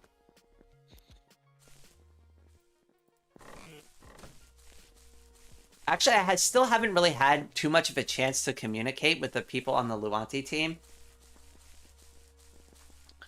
I don't even know if they even know I play the game as often as I do. I doubt that they even know I exist. No, I think they do. I was thinking about that the other day, but I've never like reached out to them or anything. Like, I don't know. Because like I don't really have anything meaningful to contribute to that conversation. Because again, I'm not a programmer. At best, I'm an artist. So maybe if I have some art advice for them, I could have a conversation. Yeah. I mean, So this is you don't Maid. really need to be a Oh, developer. Maid just said that they were gonna leave, but I wanted to show you Maid's base just because I thought it was cool. It was just like a cool setup with the basement, and it's where I also spent a majority of my time the other day because I needed to farm for sugarcane, and that's where I got the idea for the video, because I was down here for like, I kid you not, at least a half an hour, just like left clicking on sugarcane, and it got really old very quickly. Jeez. But Man. they have a good sugarcane setup down here. They do. Some netherwort. Oh, netherwort looks interesting. I Looks haven't like messed cherry with that too saplings, much kind yet. of. Yeah, it kind of looks like cherry saplings. I'm not even really sure what you do with it. Is it for like a potion or something? Yeah, so basically with potions, you need water bottles, and then you put in netherwort, and it becomes an awkward potion, and then you put in something else, like a, for example, blaze powder, and then it becomes a strength potion, right? So like that, this is like the base that you need for like all potions, pretty much. I think besides Oh, weakness. okay. I think weakness is the only one that you don't need, although I could be wrong. Well, we were thinking about too at some point, putting together a little PvP arena, and what we were thinking about doing is having little traps where if you step on the plate, it throws a splash potion at you, and it could either buff you or like nerf you in the fight. So like gambling, but fighting ring, gambling, fighting ring. Something like that, right? And like they're well hidden, right? Like, so like, because obviously when you're fighting, you're not really paying attention to like exactly the block you're landing on. So the chances of you accidentally hitting a wooden panel to trigger a dispenser that will throw a splash potion at you is pretty high. Yeah. I thought it'd be a fun way to, like, I don't know, just add like an angle to PvP. Not that you really need an angle for PvP, but Oh, it's called flaming powder here. Ooh. they've been updating a lot of stuff. So I don't know if we brought this up the last time we talked, but they're still planning on updating the end and changing it over to the fringe. Yeah, I remember that. So that's still a thing that's going to happen hopefully at some point, but you know, I mean, it is what it is. I don't mind waiting. Wasn't the nether also gonna get changed? I think so as well. I mean, I'm open to it being different at this point too, because I mean, we already have Mineclonia. So if you want to just play something that's just like Minecraft, you could play that. And then you have now something like VoxeLibre where, like, if you want something that's not exactly the same, but ish, Minecraft-ish, then you have that. Jeez, you went far down. Oh, no, I went in the nether to take the way home faster. It Oh, okay. takes way that's too fine. long to walk. Oh, so that's a glitch then. You just look straight down, and it's just always if they're in the nether, huh? Well, the the one thing, too, named that I Gombek don't... has joined the rain cloud. Gombek celebrates 5 months of That's fine. membership. Speaking of Fringe, have you seen the late 2000s sci-fi series of the same name? Oh, Gombik. Oh, my goodness. Have you had your membership that long? Everybody, head pats in the chat for Gombik. And also, no, I haven't yet, but I will definitely check it out. Congrats on 5 members of the membership. Oh, my goodness. A long time. 5 months is crazy. We've got a couple people who have got the 6-month badge now. And it's like, I can't believe I actually have to start making emojis for this. So I guess we'll take the last thing I wanted to show you was like the upside down pyramid. So I guess we'll take the long meandering trip down there, but we'll go through the nether because it'll take way less time. Yeah, it's 8 to 1. Actually, if we were to do minecarts in the overworld compared to walking here. Oh, Karu said she's gonna bring minecarts. All right, hold on, wait, we don't have to walk. I'm going back. I don't want to walk this. Okay. It's a decent trip. Okay. She doesn't mess around. When she said she was gonna, because she's like, I want to build a giant hole in the ground, and I was like, oh, that's fine, just do it wherever. And she's like, I'll build it out far, and I'm like, okay, without the context of how far actually was. Oh, Luanti doesn't support dimensions. Okay. Oh, there's a skeleton here. Wait, doesn't support dimensions. Wait, so how are we in the nether right now? We're just teleported really far down. Whoa, okay. So Like, the yeah, I end does can't even probably jump something back. similar then. Yeah, huh. Can't even hit him. Wait. So could you technically, in a world, just fly to where the nether and the end were? Like, if I went down far enough? Theoretically, but no. Oh, you're like 30k down? Huh. I thought it'd be lower. Yay, alright, we got we got mine carts. Alright, cool. Alright, that'll make this a little easier. We'll take the long way back on the other way. The only thing I was worried about is that, like, the lag might not make it fun. Ah!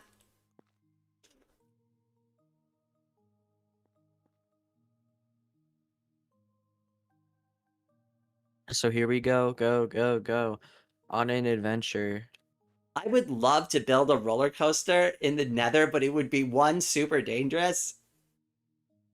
And two, super hard to build, but it would be really cool. Yeah, that's a laggy ride.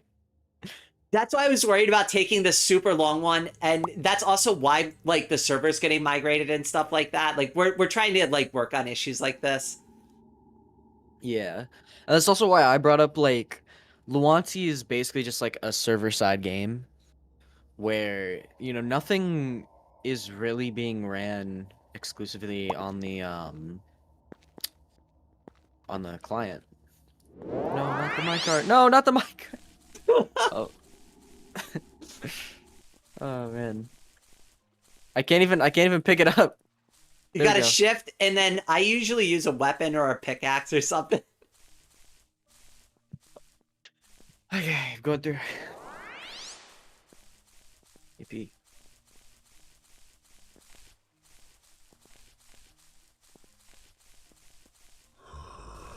Now, there is, like I said, there is a rail that drives you all the way into the center of this, but it is so cool. I couldn't believe it when I saw it. Okay. Whoa. It's Crazy. impressive. Yeah. I was thinking, I don't know why. I was thinking of like a upside down pyramid just floating. But this makes more sense for a minecart ride. Well, I was like, what would we spawn into, like, you know, into an Aztec temple? I'm like, hopefully there isn't going to be a ceremony to open it. I might skip that opening ceremony. Oh, whoops. Yeah, I really want to see what mods get ported over to Luanti, because storage drawers is just like 1-to-1 with the mod in Minecraft. I mean, it works really good. I love it. I'm glad somebody did that. We really need to do more things like that. You know what I've noticed too with the behavior with the animals is they all go down in Luanti. In Minecraft, I noticed that they go up, and in Luanti, they all seem to kind of congregate down to the bottom of these pits. Huh. Yeah, it's like the exact opposite. Man, this is impressive though. This is definitely impressive. If you go all the way to, yeah, like where you are now, that's where the other half of that minecart ride is. So if you go up here and then you put your minecart back down, it is like a 3.5 to 4 minute ride down to the other side, but it's all automated. So once you put your Jeez. minecart down, you don't have to actually do anything. You just push a little, and then the first powered rail grabs you and just takes you. Gotcha. So at least it's automated. But I wanted to do a short on it, but I They've got a little can't zombie film farm. for it yet because of the lag.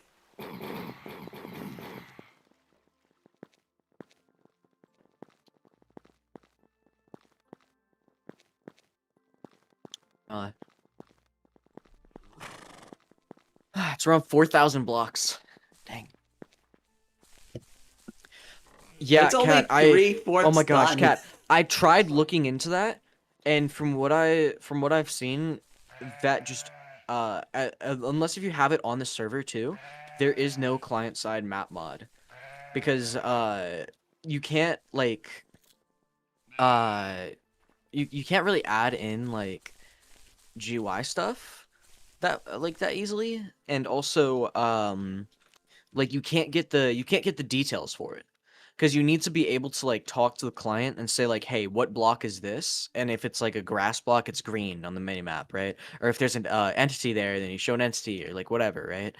So you need to be able to do that stuff, and it's just not possible through the current client side stuff. Like the closest that I found was enabling the like default mini map that's like in Luanti, and for some reason that just didn't work. Same with like zooming and whatnot, because like like it's built in, and yet zoom currently disabled by game or mod in literally every single game or mod. It's crazy.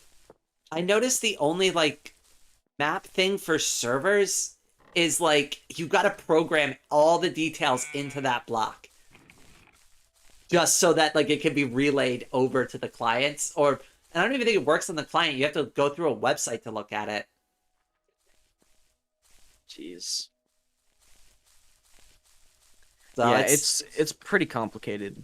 it needs Because work. usually what they do is they just like they just get like the top down texture, and then they're just like, okay, well if the top down texture here is like green, they just like average it, and then they get the color for it, and then whenever it shows up, they like, okay, that's the color there. So they don't have to do it like manually for each block, but inside of Luanti they probably do, because again it's just limited. But again, like, you know, with these things, it's not just like they can add it. Because when you have like two features, you only need to maintain those two features. If there's a bug with one of them, then you can focus entirely on that. But if you have like 100 features, now it's like, okay, I need to, you know, spread my focus across 100 things. So they can't just keep on adding features and adding features and adding features, because then they have to like keep on fixing them if they break and whatnot. Well, that too, and with all the games that are now developed for Luanti, every time they change a feature, because this happened in VoxeLibre recently, where they updated something in Luanti and it broke the character models in VoxeLibre, and everybody had their hands above their head. Ah, jeez. Yeah, there's like a lot of good things about this, a lot of bad things about it. Like this is the everything that you're seeing is like the good side of like, you know, the of like having a centralized, you know, modding platform. But then everything that you don't see is the downside of it, you know? It's like you're not seeing a mini map because it's just not possible unless you use the default one.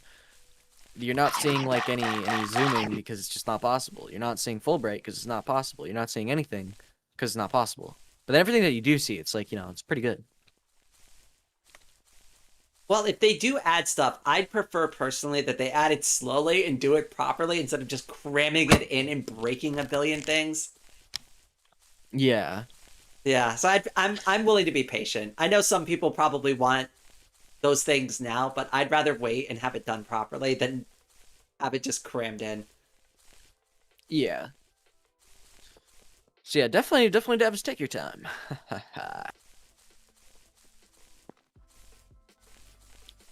Well, I know that with VoxeLibre, I think they've got another update coming out soon, I hope. I think I was talking to Nick about it the other day, and I told him I'd start getting better about doing the update videos again, because I kind of dropped the ball on them for a while.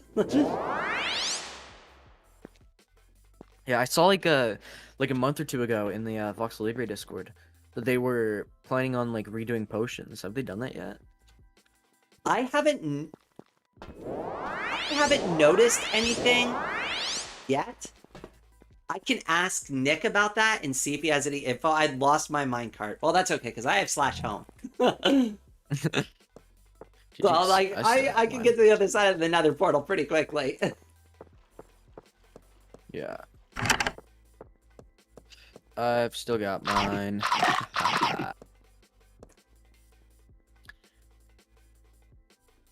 Cause yeah, I remember in the Discord they were talking about that, and it was just like, in my opinion, potions are just too bad. They're only good in PvP, honestly. I've never used them really, unless I'm like on the admin account messing with people and chucking them at people for fun. Because it's like with like strength, you're never gonna use strength unless if it's like the Ender Dragon or something, you know, like a one-time thing. And then like, you know, with everything else, Okay, that's just okay. All right, I'm just giving up on that. I'm just giving I don't up on blame that. you I don't there. like. It takes like 20 hits to break it. If you There have we a go. tool, Or it's shift one click. hit, but Okay. yeah, with your fist, it's obnoxious. Yeah. But that's pretty much that. I guess was pretty much the grand tour at this point. I think I've shown you all the really cool landmarks that we've put in so far. Yeah, it's really cool, really well built. I mean, like you got lots of depth in a lot of these, like, and from pretty much every angle, it looks good. Yeah, especially that right there. What? Are we The talking beach. about the local propaganda that got installed on the beach? I'd call it an art installation. An art installation. That's what Karu refers to it as well. And she put protection blocks on it, so I couldn't take it out. I saw that. I saw that. Yeah. But yeah, Yeah, no, it's just art it's installation. fun, and I'm really glad that we got a chance to touch base again. Because, like I said, anytime you want to come here, stream or just do content with me, you're welcome to come hang out, or even just play casually. You don't have to make it a thing. Okay, and here. Why don't I do one last thing? Wee! I'm so glad there's water below me. Yeah, I made sure before doing it. Oh goodness. I'm so glad slash home is a thing. It saved me the other day too, because when I was doing the roads in the Nether Highway, I fell into the lava pit in the middle of nowhere. It would have taken forever to get my gravestone back. Oh, jeez. Thankfully, the gravestones will stay in the lava, but you still got to figure out how to get back to the stone to retrieve your gear. Yeah, that's why like some mods add in you know, a way for it to just like automatically go into your inventory. You know, like if you right click or shift right click, then it just like puts it back. You know, so that way you don't have to worry about anything. Oh, so this is a one-click affair, and it'll actually re-equip it in the same spots, but you've got to be able to reach it. If you die 4 blocks down in the lava, you've still got to excavate your way into the lava to get it. Oh yeah, yeah, yeah. That was my that's just a biggest downside of all grave concern. mods. Like, oh god, how am I gonna get that back? Oh jeez. Well, I So think let's see. for me on my end, I'm thinking about wrapping up my stream. But if you wanted to do this again soon, see, this is exactly what I was talking about earlier. Yeah. See, little skelly Man. boys keep sneaking their way into my base. Yeah, these little skelly boys. It's so weird. I don't understand where they're spawning from. Oh, has anybody set up villagers yet? Oh yeah, actually, oh, I forgot to show you that when we were over by the tower. Do you want to see that real quick? Yeah, sure. Yeah, I'll show you that before we wrap things up.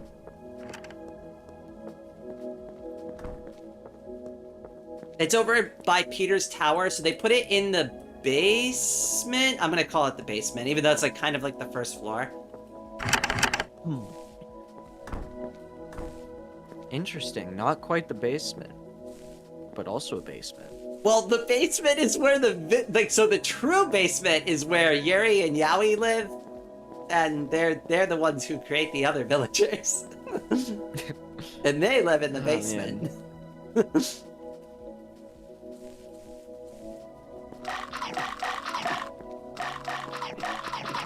Gotcha. Gotta keep them. Why not like build a little closet for them instead? I have no idea. This was all something that Peter set up. Honestly, I've never done like the whole villager setup yet.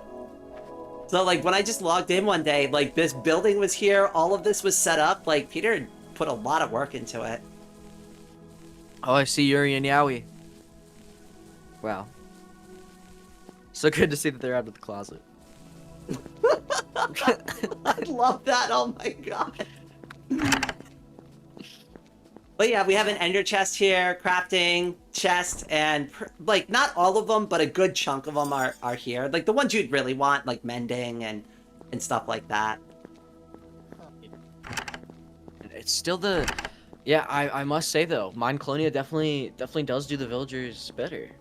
Like, haven't gotten that far in my Clonia to check it out, so I don't have. I'll have to take your word for it. yeah, it's like like this is before the villager update 1.14, but my Clonia like actually adapted that. So I mean, got it's- like the UI, I mean. Oh, okay. Yeah. Like the UI is from like before then, where it's like you have two different you have like, you know, backwards and forwards, and you have to like scroll through them manually when there's like 20 trades. Oh, it's like, so. I was about to say, like, if that's what you're complaining about, I hate it too because, like, it drives me yeah. crazy. Cause like this UI was before that, where there was only like 3 trades maybe, so you only had to like click forward twice. But now that there's Yeah, like 20 trades, you know, that's why they like made it just one big screen where you just scroll on the left. yeah. And there's luck at the C2 here. I wouldn't have even known that unless I've gone like through like 500 other things first. Yeah. So, you know, there's some like downsides to not like, you know, going forwards with you know, like migrating Minecraft things into here. I mean, so far though, it's been pretty. Like, honestly, like I've experienced probably more of these features through Luanti than I did through Minecraft originally. Because like now I've gone back and like I've seen them in Minecraft, and I'm like, oh, okay, all right, this all makes sense now, right? But like, Yeah. I don't know, like 'Cause, like- before, like you told me that or anything like that, I wouldn't have known. I had no context. I thought that was just how it's supposed to be. Yeah. Like a lot of the features with Minecraft suck, but at least you could like change them and stuff, you know? And it's pretty polished, you know, out of the box. We'll get there someday with this. You know, the one thing too I try to remind people is that, you know, these are all open source projects. At the end of the day, like the contributors to these projects do them just because it's fun for them. Yeah. When you have moneyed interest in something like Minecraft, you mentioned this at the beginning of the stream, and I think your point is correct, even if like some people don't want to hear something like that. But money always makes things better because you have the money to hire professionals to work on stuff. Like, just overall, when it's a passion project, you can see the passion in the project, but there's always going to be some rough like corners to it. And personally, I think that brings a lot of charm to projects, but some people want a polished experience, and that's valid too. Yeah, I mean, you know, it is like a, you know, like small dev team, and just like if you guys know any like C++, consider contributing to the engine. Oh, absolutely. I mean, especially because people like me don't know. And like I can do fun things like with textures and I can update graphics and stuff like that, but I don't have like the programming chops to actually make a meaningful contribution to a project like this, but it really does deserve it. Well, I mean, right now, they are actually working on improving the UI above anything else. Ooh. So it is actually kind of like the perfect time if you wanted to get more involved with it. Oh, you know what? Maybe I finally have a reason to actually reach out to them and be like, hey, I'm an artist and I've been playing your game for like 2 years now. Like if I pull up the roadmap that they made, let's see here, where is it? Isn't VoxeLibre Lua? It's so basically the engine is C++, but then just like Roblox, it's, you know, Lua on the inside or for games. So you like code with Lua for games like in Roblox, but then the actual engine isn't written in Lua, it's written in C++. And that's for compatibility? No, so No, okay. basically C++ is hard. Like imagine you tell somebody to pick up a pen and paper to make pixel art. You know, like that's just not reasonable at all, you know? So then what you do is you tell them, "Okay, use something like you know,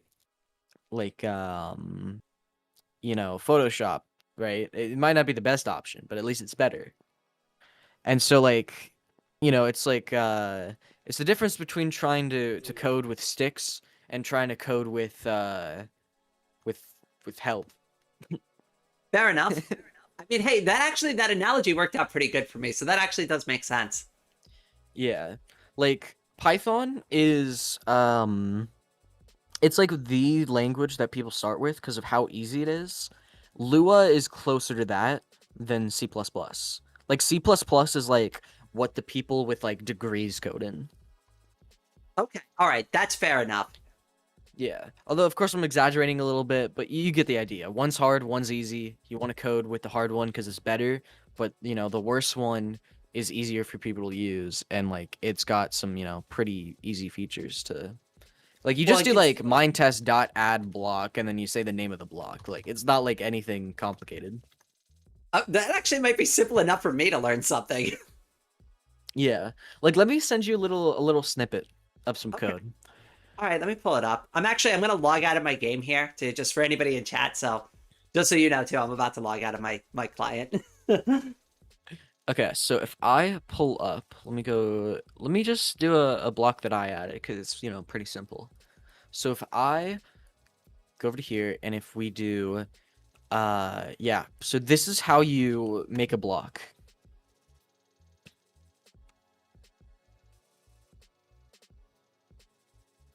Okay, all right, hold on. Let me just pull our chat up on screen real quick so people can see. Okay. Sent me. If And you're then okay that's with an that. item. Yeah, that's fine, that's fine. And that's an item. And then, yeah, so let me do this so it's easier to tell. Oh, that looks lovely on my stream. All right, let me just see if I can fix that. Sorry, I didn't realize it looks so crunchy. Oh, jeez. Okay. There we go. That's better. Okay. Okay. And then I'll just go to like the code for the engine and I'll just pull up like a random part from it. Okay, there we Just go. to- We just got to it nice compare. and centered now. Okay, let's see. Oh no! Karo, I gotta be gonna change it. Thank you, Karo. Appreciate it. It was probably a good time to change it anyways. Well, I just leaked the server password to everybody. Enjoy it now for jeez. like the 3 seconds that it's gonna be live. Oh my god. Oh my goodness. All right, well here we go. That's the code. Silly me. Yeah. All right, I'm just gonna grab a random snippet from like the chat code. So if I just do like this, so this is like, you know, a little bit longer of code, but actually no, let me pull up like just small code. There we go. Okay. So like, and that's like C++. So you could see like just how more complicated it is than, you know, the first two. Yes. There we go. Okay. Yes. And I've got it centered on screen now where it hides the passwords. Okay. No, but you are right. I could obviously one looks like an absolute mess to me, and one makes more sense because I can actually read things in it. And I'm like, oh, okay, that's intuitive. Yeah. So like with Lua, you could definitely get more complicated, but just, you know, like using just random examples, like you could it's definitely a lot it's a lot more easy to read. Like so much. So, like that third one is like actual code that you guys have been running anytime you've been like sending a chat message. But like the first two is like code you've been running anytime you like, you know, open a world. So it's definitely a lot easier to read, a lot easier to use, a lot easier for everything. So it's kind of hard to like also imagine how would they do that for like, you know, adding in client stuff, right? Like if you want to like add in like buttons or menus, would it be like, you know, register menu and then register button in the menu or like what? This is all starting to make more sense to me though. Why it's harder to make updates to because it's written in a different language. Okay. Yeah. So they have to write it for both languages. Because basically what they're doing is like imagine if that third one was like connecting it. So you're like taking that Lua code and then you're transferring it into C++ code. Because for like C++, you would have like void create block, void block create, right? And then inside of that, you would have like the code to create a block. So then in the Lua code, you would have to say mindTest.register node, and then like all that stuff. And then you'd have to transfer that into like the creation node stuff through Lua. So now it's like, okay, you have to code it for both essentially, because like you're gonna be using it with both. Interesting. Okay. Yeah. So A basically, little just imagine, over my like, head, but I'm gonna start looking more into it. Maybe I could try learning Lua a little bit. I don't know, Karu. How good are you with Yeah. Lua? Are you gonna tolerate me asking you random questions about Lua? Oh, basically, imagine it's like a translation program. You know, you have English, you have Spanish. You need to code both English and Spanish. It's not just like one or the other. You have to code the translations for it. So if you're saying hello, you need to translate that into Spanish in the translation program. It's not just automatic. So like you have to add that, and then every time you want to add a new word, you have to like add more to the translation program. But then imagine your translations are wrong, or your translations are outdated, or you know, something like that, right? Oh Or God, there's a what a bug. nightmare! Yeah. Then now instead of like, oh, it's just hello and bye, now it's hello, bye. It's like literally every single word, right? It's every single phrase. It's every single paragraph. Well, what if somebody comes in and they're speaking French? Okay. Well, now we have to figure that out. Are we gonna add that in, or are we gonna what's happening there? It's an absolute nightmare. I can't even imagine. And here's the thing too, and I've got a very laywoman's perspective on programming, and that already the scale of it seems too big for me to deal with. Yeah, so I would just recommend starting out with like, you know, Lua. Just make a bunch of random nodes, a bunch of random items, and then you could like craft those using the items by registering recipes. Fair enough. Fair enough. Because then you don't need to like code anything. Like you, because with the tools, it's just like making a group. So basically, in the first one where it's like groups, Cracky 3, level 2, the level is just saying like, is it stone? Is it iron? Is it diamond? Like, what do you need to mine it, right? So with a tool, you could do the exact same thing, and you could say that it's a pickaxe, which is what Cracky means, and it changes depending on if you're in VoxeLibre or Mindtest, but it's still just the same thing. It's pickaxey or cracky. So then you just put that in the tool, and then now it's just okay, that can mine things, right? And then you put the max durability and whatnot, and then bam, you have a new tool. You have blocks. You have all that. You don't want to start with anything complicated. I just recommend that.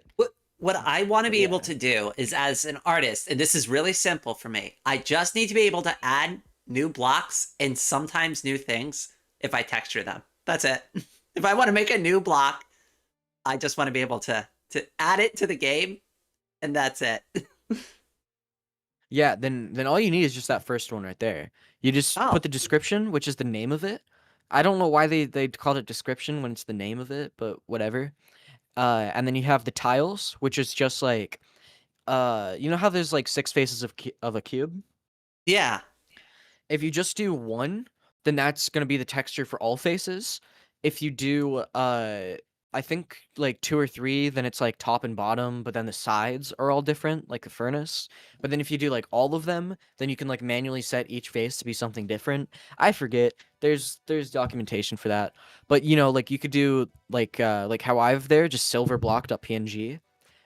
Typically you just do the name of the mod, underscore, and then and then like the block or item name or whatever. And yeah. So it's that simple. And then groups I already explained. No, this is really helpful to me though, because like obviously I wanna add new textures and I can't do much, but like I can do art stuff and I can add cool things to the game like that. So like even knowing a little bit of Lua just to get me through that part would probably that help me out a ton. Yeah, I can send you some documentation because it's pretty simple. Let's see here. Lua modding. Let's see. Yeah, there's a book on it where there's like chapters and whatnot right here, made by Ruben Wardy, who is one of the devs. Well, So I'll I tell would you just what. recommend skipping to like 3, because the first 2 are just like what is mind test, and then the second one is just what is Lua. For So yeah, I'd anybody say who's just skip to interested, 3. I'm going to drop that link in the chat. So if anybody wants to check out those materials, you can go ahead and click that link and get a copy of what X Guy just sent me. Yeah, and I would recommend just skipping to page 3, because page 1 is just saying what Luanti is. If you're here, you already know that. Page 2 is if you don't know like anything about programming. So I would say there, if you don't know anything, like if you don't have a code editor, if you don't have like a way to edit files, if you don't have like anything, go to 2. But if you already have something like Visual Studio Code, if you already know what Luanti is, skip to page 3. Yeah. Fair enough. I'm probably going to skip to page 3. Yeah. So, yeah, it was pretty easy. It's just like it's mainly the features that aren't in the modding that I always talk about. Because it's less what's already there that's bad, and it's more what isn't there that's bad, in my opinion. Okay, fair enough. I mean, these are things I'll probably have a better understanding once I actually crack into it. Yeah. Like there's no way to like change anything other than like once you click the create world button. Oh, so once you Like, make the world, you're fully committed to it. well, I mean, no, I mean like there's nothing outside of that. Like you can change things. So like if you have a block that's, let's say, like a furnace, right? You right click on it, it shows something. As long as you don't place down the block, you could update it. So like once you place down the block, it's kind of done. That's it. It looks like that. Like if you want to change the texture file to be a different texture, you can't. You know, like of the form spec, I mean, like a form spec is just like when you right click, you know, like the inventory, it's like that, how there's like like the like buttons and all that. That's just a form spec. Yeah, yeah, So yeah. so like once you place down a block, the form spec is locked in, so like you can't change anything about that. But what I mean is like you can't change anything, like, you know, when you go into the world, you want to you know, save your coordinates to a file, and then outside of the world, you want to be able to read the file. Only in like an external program or something. You can't like just add in something where it's like, you know, you do something. You can remove a Uh mod from a world, although if you open a world with a block, it will show a block without a texture. It gives errors in the chat. Yeah, that's not a great experience. So wait, yeah. if you updated something in the server though, how does servers deal with that if you update a texture? Basically the server has the textures and like the mod version and all that. So whenever you update a mod, you need to update it on the server, because single player is just running a server by yourself that you can pause, and that's it. Okay. So whenever you added like a mod to a world, you're just creating a server. So the server always has like the textures, it always has the mods. So as you can honestly like even edit the mods just on a server. So that's how mods like Nico's world works, where he doesn't like publicly give out the mods or anything, or at least most of them. But you know, they still work because they're on the server. Okay. Yeah. Okay, all right, that makes sense then. Yeah.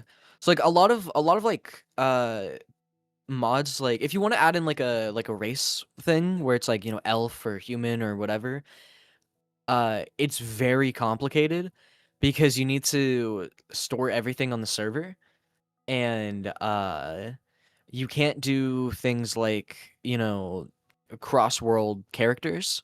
Like once you make a character, it is only to that world. You cannot do anything else besides in that world. So it's just so limiting with like that stuff, because you can't do a lot of things. Because it's all server side and not there's nothing with the client at all. Period. Yeah. Like Okay. all the client side mods that exist can only like interact with things already, but it barely works because like they haven't been updated in like 10 years. So the way that I got my client-side mods is if I look up client-side modding. So inside of the Luanti forums is this link to client-side mods, and there's only Okay. like 4 pages.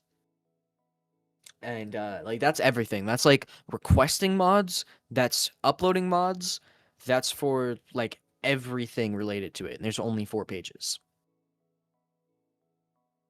All right, I'm gonna put this in the chat as well. So it's client side modding. And as far as I could find, this was the only one that actually works. Just Okay. crazy. Well, I'm glad you sent me all of this. So at least now I like have the resources to get like started properly. Yeah, like if I look up map onto here, let's see here. Go to advanced search. How do I do this search query? Map. Topic titles only. Should be good. Yeah, mine test Earth map. Making sure the map is loaded. Or wait, no, this is just everything. Whatever. Jeez, yeah, this form site is so old. Like I look up map for like, you know, like a map, right? The newest post is from 2020. Oh God! Oh wow! That's that's almost 6 years old at this point. And it's not even actually talking about the map. It's talking about the last one doesn't make sense. The server should be able to prevent the client from displaying HUDs like the mini map. So it's literally saying that the server has priority and that you can't do things like, you know, put on a mini map. So a server could override the client's textures. Like if I had a texture pack installed and the client was like, "Yeah, no, we want you to use our textures," they could just stop me from doing that. I have no idea. I'm just gonna put the exact quote there. Okay. But it's so limiting with how client-side modding works. And last one doesn't make. Server should be able to prevent the client from displaying buttons. Okay. Yeah, so that's basically just saying like, yeah, the server says like if they don't want a minimap, you can't have a minimap. Sorry. Interesting. Yeah. Interesting. Okay. And going to this, it actually says you can't get the inventory of a player, like yourself even. You can't get titles of a node, like whenever it's defined. Basically, like when you go into like a world for the first time and it says like, hey, these are the blocks that are on the server, you can't get the name of any of them. If apparently it's irrelevant or something like that. I'm just skimming through this, so I could be wrong, but you can't disable HUDs. They're not controlled by the client. The HUDs are inside. Like literally, that's Wow. I didn't even know that. Yeah, like if I send that, server sent HUDs cannot be controlled by the client. So what? So wait, So what happens when you get it's- like 200 people on a Luanti server? Isn't that gonna just overload the crap out of the server? I mean, you could already see it with your server. It is already. Yeah, that's kind of a problem Yeah. for scaling. Yeah. So like the HUDs, they're not server side. They're determined by the server and sent to the client. But either way, it's still determined by the server. So whenever I say like server side in this discussion, I'm just saying like either the server is telling you what you can and can't do, or it's being ran on the server, or something where it's just the client is worse than the server, whatever, right? Okay, no, but this expands my knowledge on how a lot of this works, though, because, like, I had a kind of a basic understanding before, but at least, like, now this is starting to paint a clearer picture of, like, where some of these issues are coming from. Yeah, it's like it's just you can't do a lot with like client side stuff, and I think that's the biggest thing holding it back, because 99% of modern Minecraft mods are just client side stuff. Like I actually have like an entire mod pack that's just client side, and it has like a lot of things. Like for example, one of them is like skins. Like you can't even change your skin in Luanti, which is crazy. But that aside, there's a apple skin. That's a big one where you can see your saturation, right? So you know how like your hunger bars have invisible hunger bars before it starts to go down. Yes. That just lets you see it. And then there's this one that I have called Bedrock Books, which opens up books like double-sided instead of just like one-sided, because books are just client-side whenever you right-click, because it's just text. So like there's no reason for it to be server-side, and yet it is in Luanti. There's better advancements, because again, advancements are just like, you know, the form spec, like the actual view of it is just, you know, client-side. Like the data itself, sure, that's server side, but like why would you not let us like change how we see like the awards, right? Right. And then better statistics screen. There's you know, like you could have statistics, because whenever you do something, that's just client side, you know? Like when you jump, you can tell in the client whenever you jump, so why can't we add in our own statistics thing? Better hurt cam, whenever you take damage, you know how like the camera tilts? Right? Like we can turn that down. We can do things with that. Now, of course, I'm not saying like every single one of these things needs to be implemented, but like none of these things are able to be implemented, and that's kind of what I'm saying. Right. That's kind of a problem, because like, well, I mean, obviously we kind of see what the issues are already. Yeah. It's like That makes I'm sense. only like 1% like through my mods. I have 89 of these. I'm not gonna go through all of them. Yeah, it's fine. It's fine. I hate saturation as a mechanic. Me too, Comic. Having a hidden hunger bar is not a fun thing. I don't like when games do shit like that. Like I like it, but only because I play with apple skin and I can actually see it. Well, if I could see it, it would make sense. But like hiding the fact that it's even there from the player, I find annoying. Yeah, because like it adds in like the aspect of like you don't want to eat food when you're too low, because then you're gonna get less saturation, and then also it like adds on to PvP, because it's now like an extra layer to hunger, because you're, you know, gonna be eating golden apples, golden carrots, or whatever. You know, like it adds layers, but like if you can't see it, you know, it's kind of You don't know. It's just a mystery function. Oh, my hunger went down half a point. I don't know why. And if I pull up the like clients that I found, I even found hacked client, which is crazy.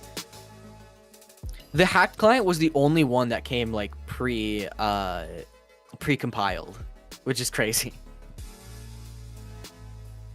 So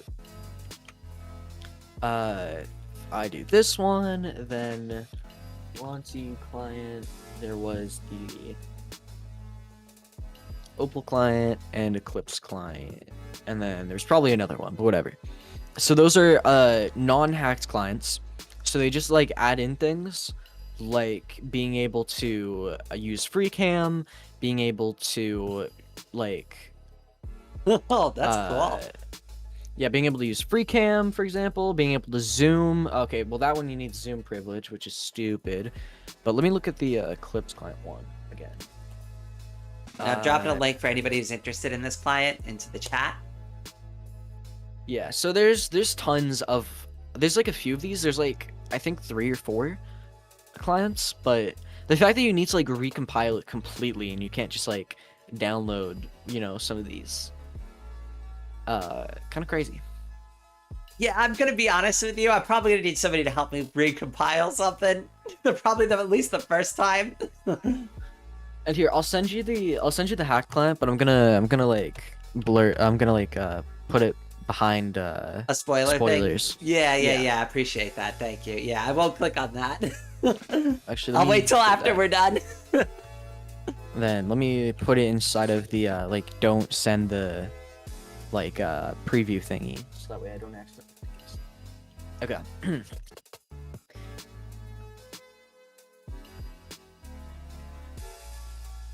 So yeah, I mean, if these things, you know, kind of just like became a part of the engine, that'd be cool. I agree. I mean, I would like to see them go in that direction, but I can also understand based on our conversation, like the complications that go into making any of these changes at all. Yeah, it's very complicated. There's a lot of layers, It's not as simple as just like, why don't they add it? But it's also like not just as simple as like, why don't they add it?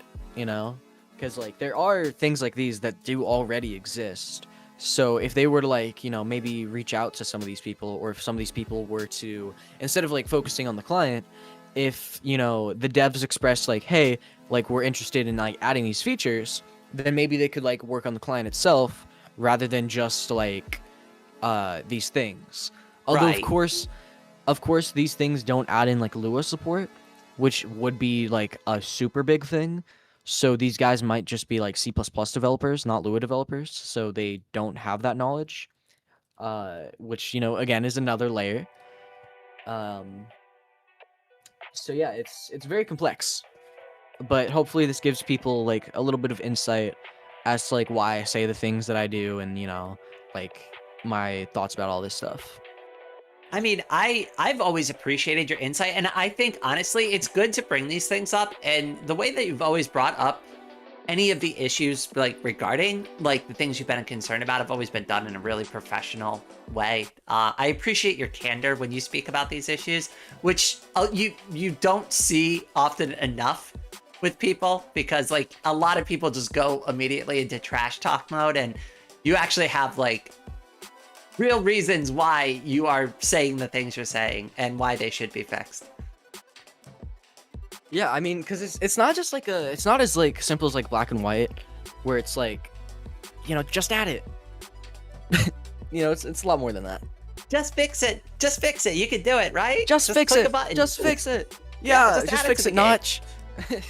Yeah, copy it from Minecraft, right? Just copy and paste it right in. It'll work, right? Yeah, exactly. Java, what's that? Yeah. Oh, goodness. I think this is going to be a really good place to end the stream. So I just wanted to take a moment to thank you for spending the past like almost 2 hours with me at this point. Yeah, of course. And for everybody, oh, let me grab a link to, actually, yeah, let me grab a link to your channel real quick. I just want to spam that one more time. Oh, I still have it like pinned up in my chat. It's right there. So everybody in my chat, if you haven't already, head over to the X Guys channel. Definitely go ahead and give their subscribe button a head pat for me. Yeah, thank you. You're welcome. You're welcome. I hope we get to do this again soon. Hopefully we don't let several months pass before we do another live stream together. Yeah, of course. I do have this one server that I want to check out, because somebody messaged me and like asked if I could you know, check it out. So I think I will. All right, It's a excellent. Mineclonia server actually, so that'd be good for you to like also try out something new. instead I'll of tell you just what. VoxeLibre servers. Next time we do a stream together, we're doing it for Mineclonia. Okay, bet. We can do All that right, server. awesome, perfect. Alrighty. Well, I appreciate you having you here, and I hope you have a wonderful day. All right. You too. All right, bye. All right. And now it's just us again. That was a pretty fun stream. I haven't had X Guy on the channel in quite a bit of time. I've always appreciate what they've had to say, and obviously every time that I'm here with them, it's a learning experience for me too.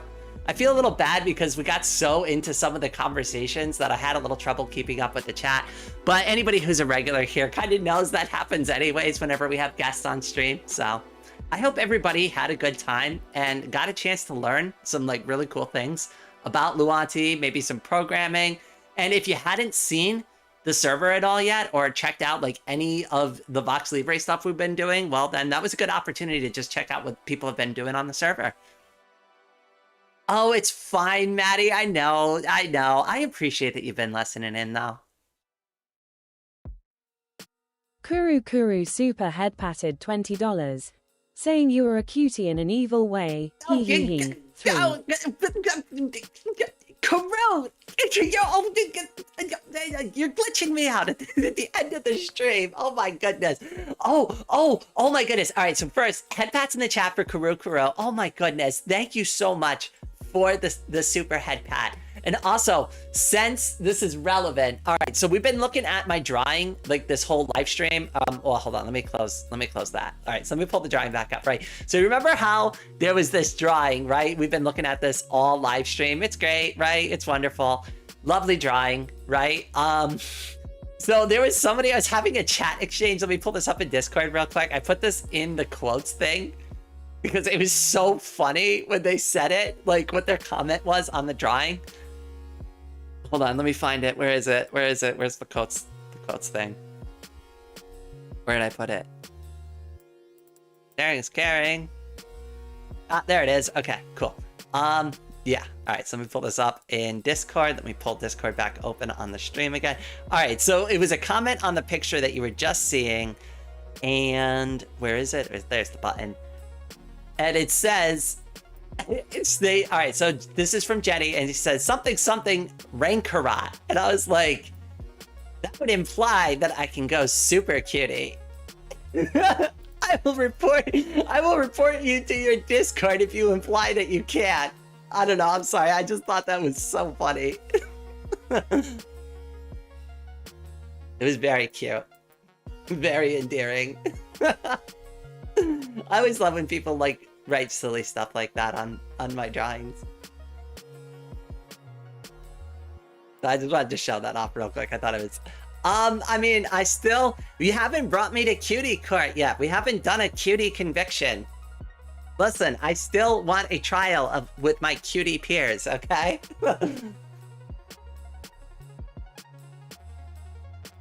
But Rain, you're already a super cutie. It's just a legend, Maddie. It can't be true.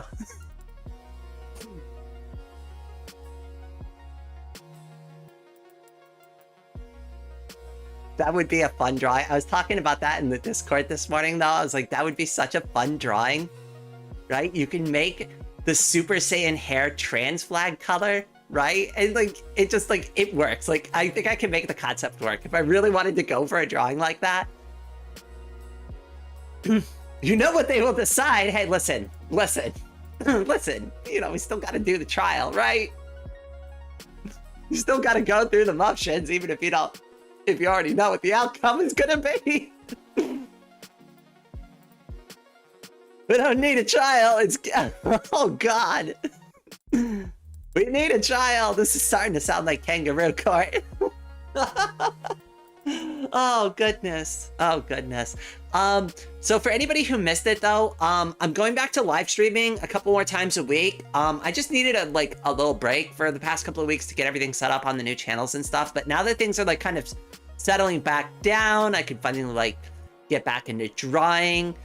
Things are getting better, a little better in my personal life too. So like things are starting to get less stressful. I'm still stressed out about a bunch of crap that I really do need to like get working on, but it's getting better. So I really hope that you all see that, and I really hope that you all stick around too. One last thing I wanted to mention too, for anybody who's hanging out, I brought this up like in passing at the beginning of the live stream, but that like if we were going to do a chatting live stream on this channel, that would have been the last one. But the last chatting live stream was on Monday for this channel. There will be no more chatting live streams on the channel going forward.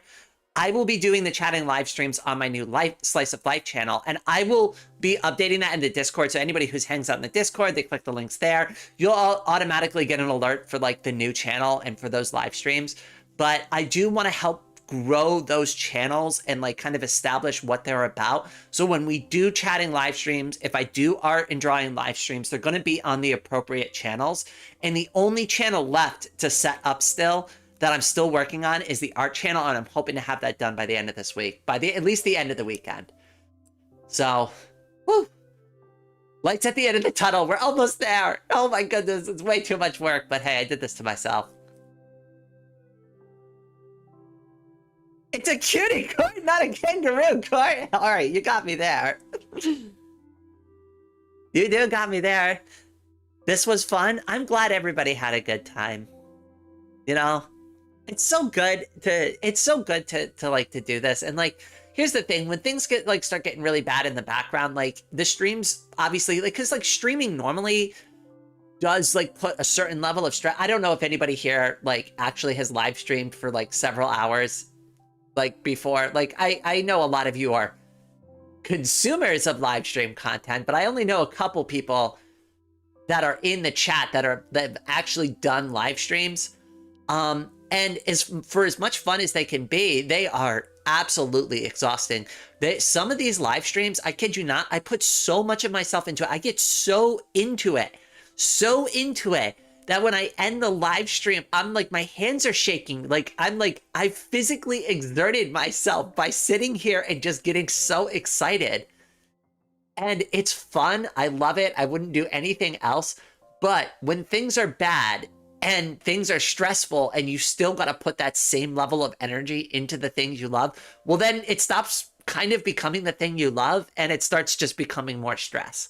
And I don't ever want that to become like what my art and my channel and stuff become about, like, because this is always supposed to be fun for me. It's always going to be fun for me. So I think the adjustments I'm making are going to be healthy and helpful and all of that. And it's going to fix things in the long run. It was fun for me too. If you had to stop streaming, what would you do? Honestly, at this point, there's nothing to do.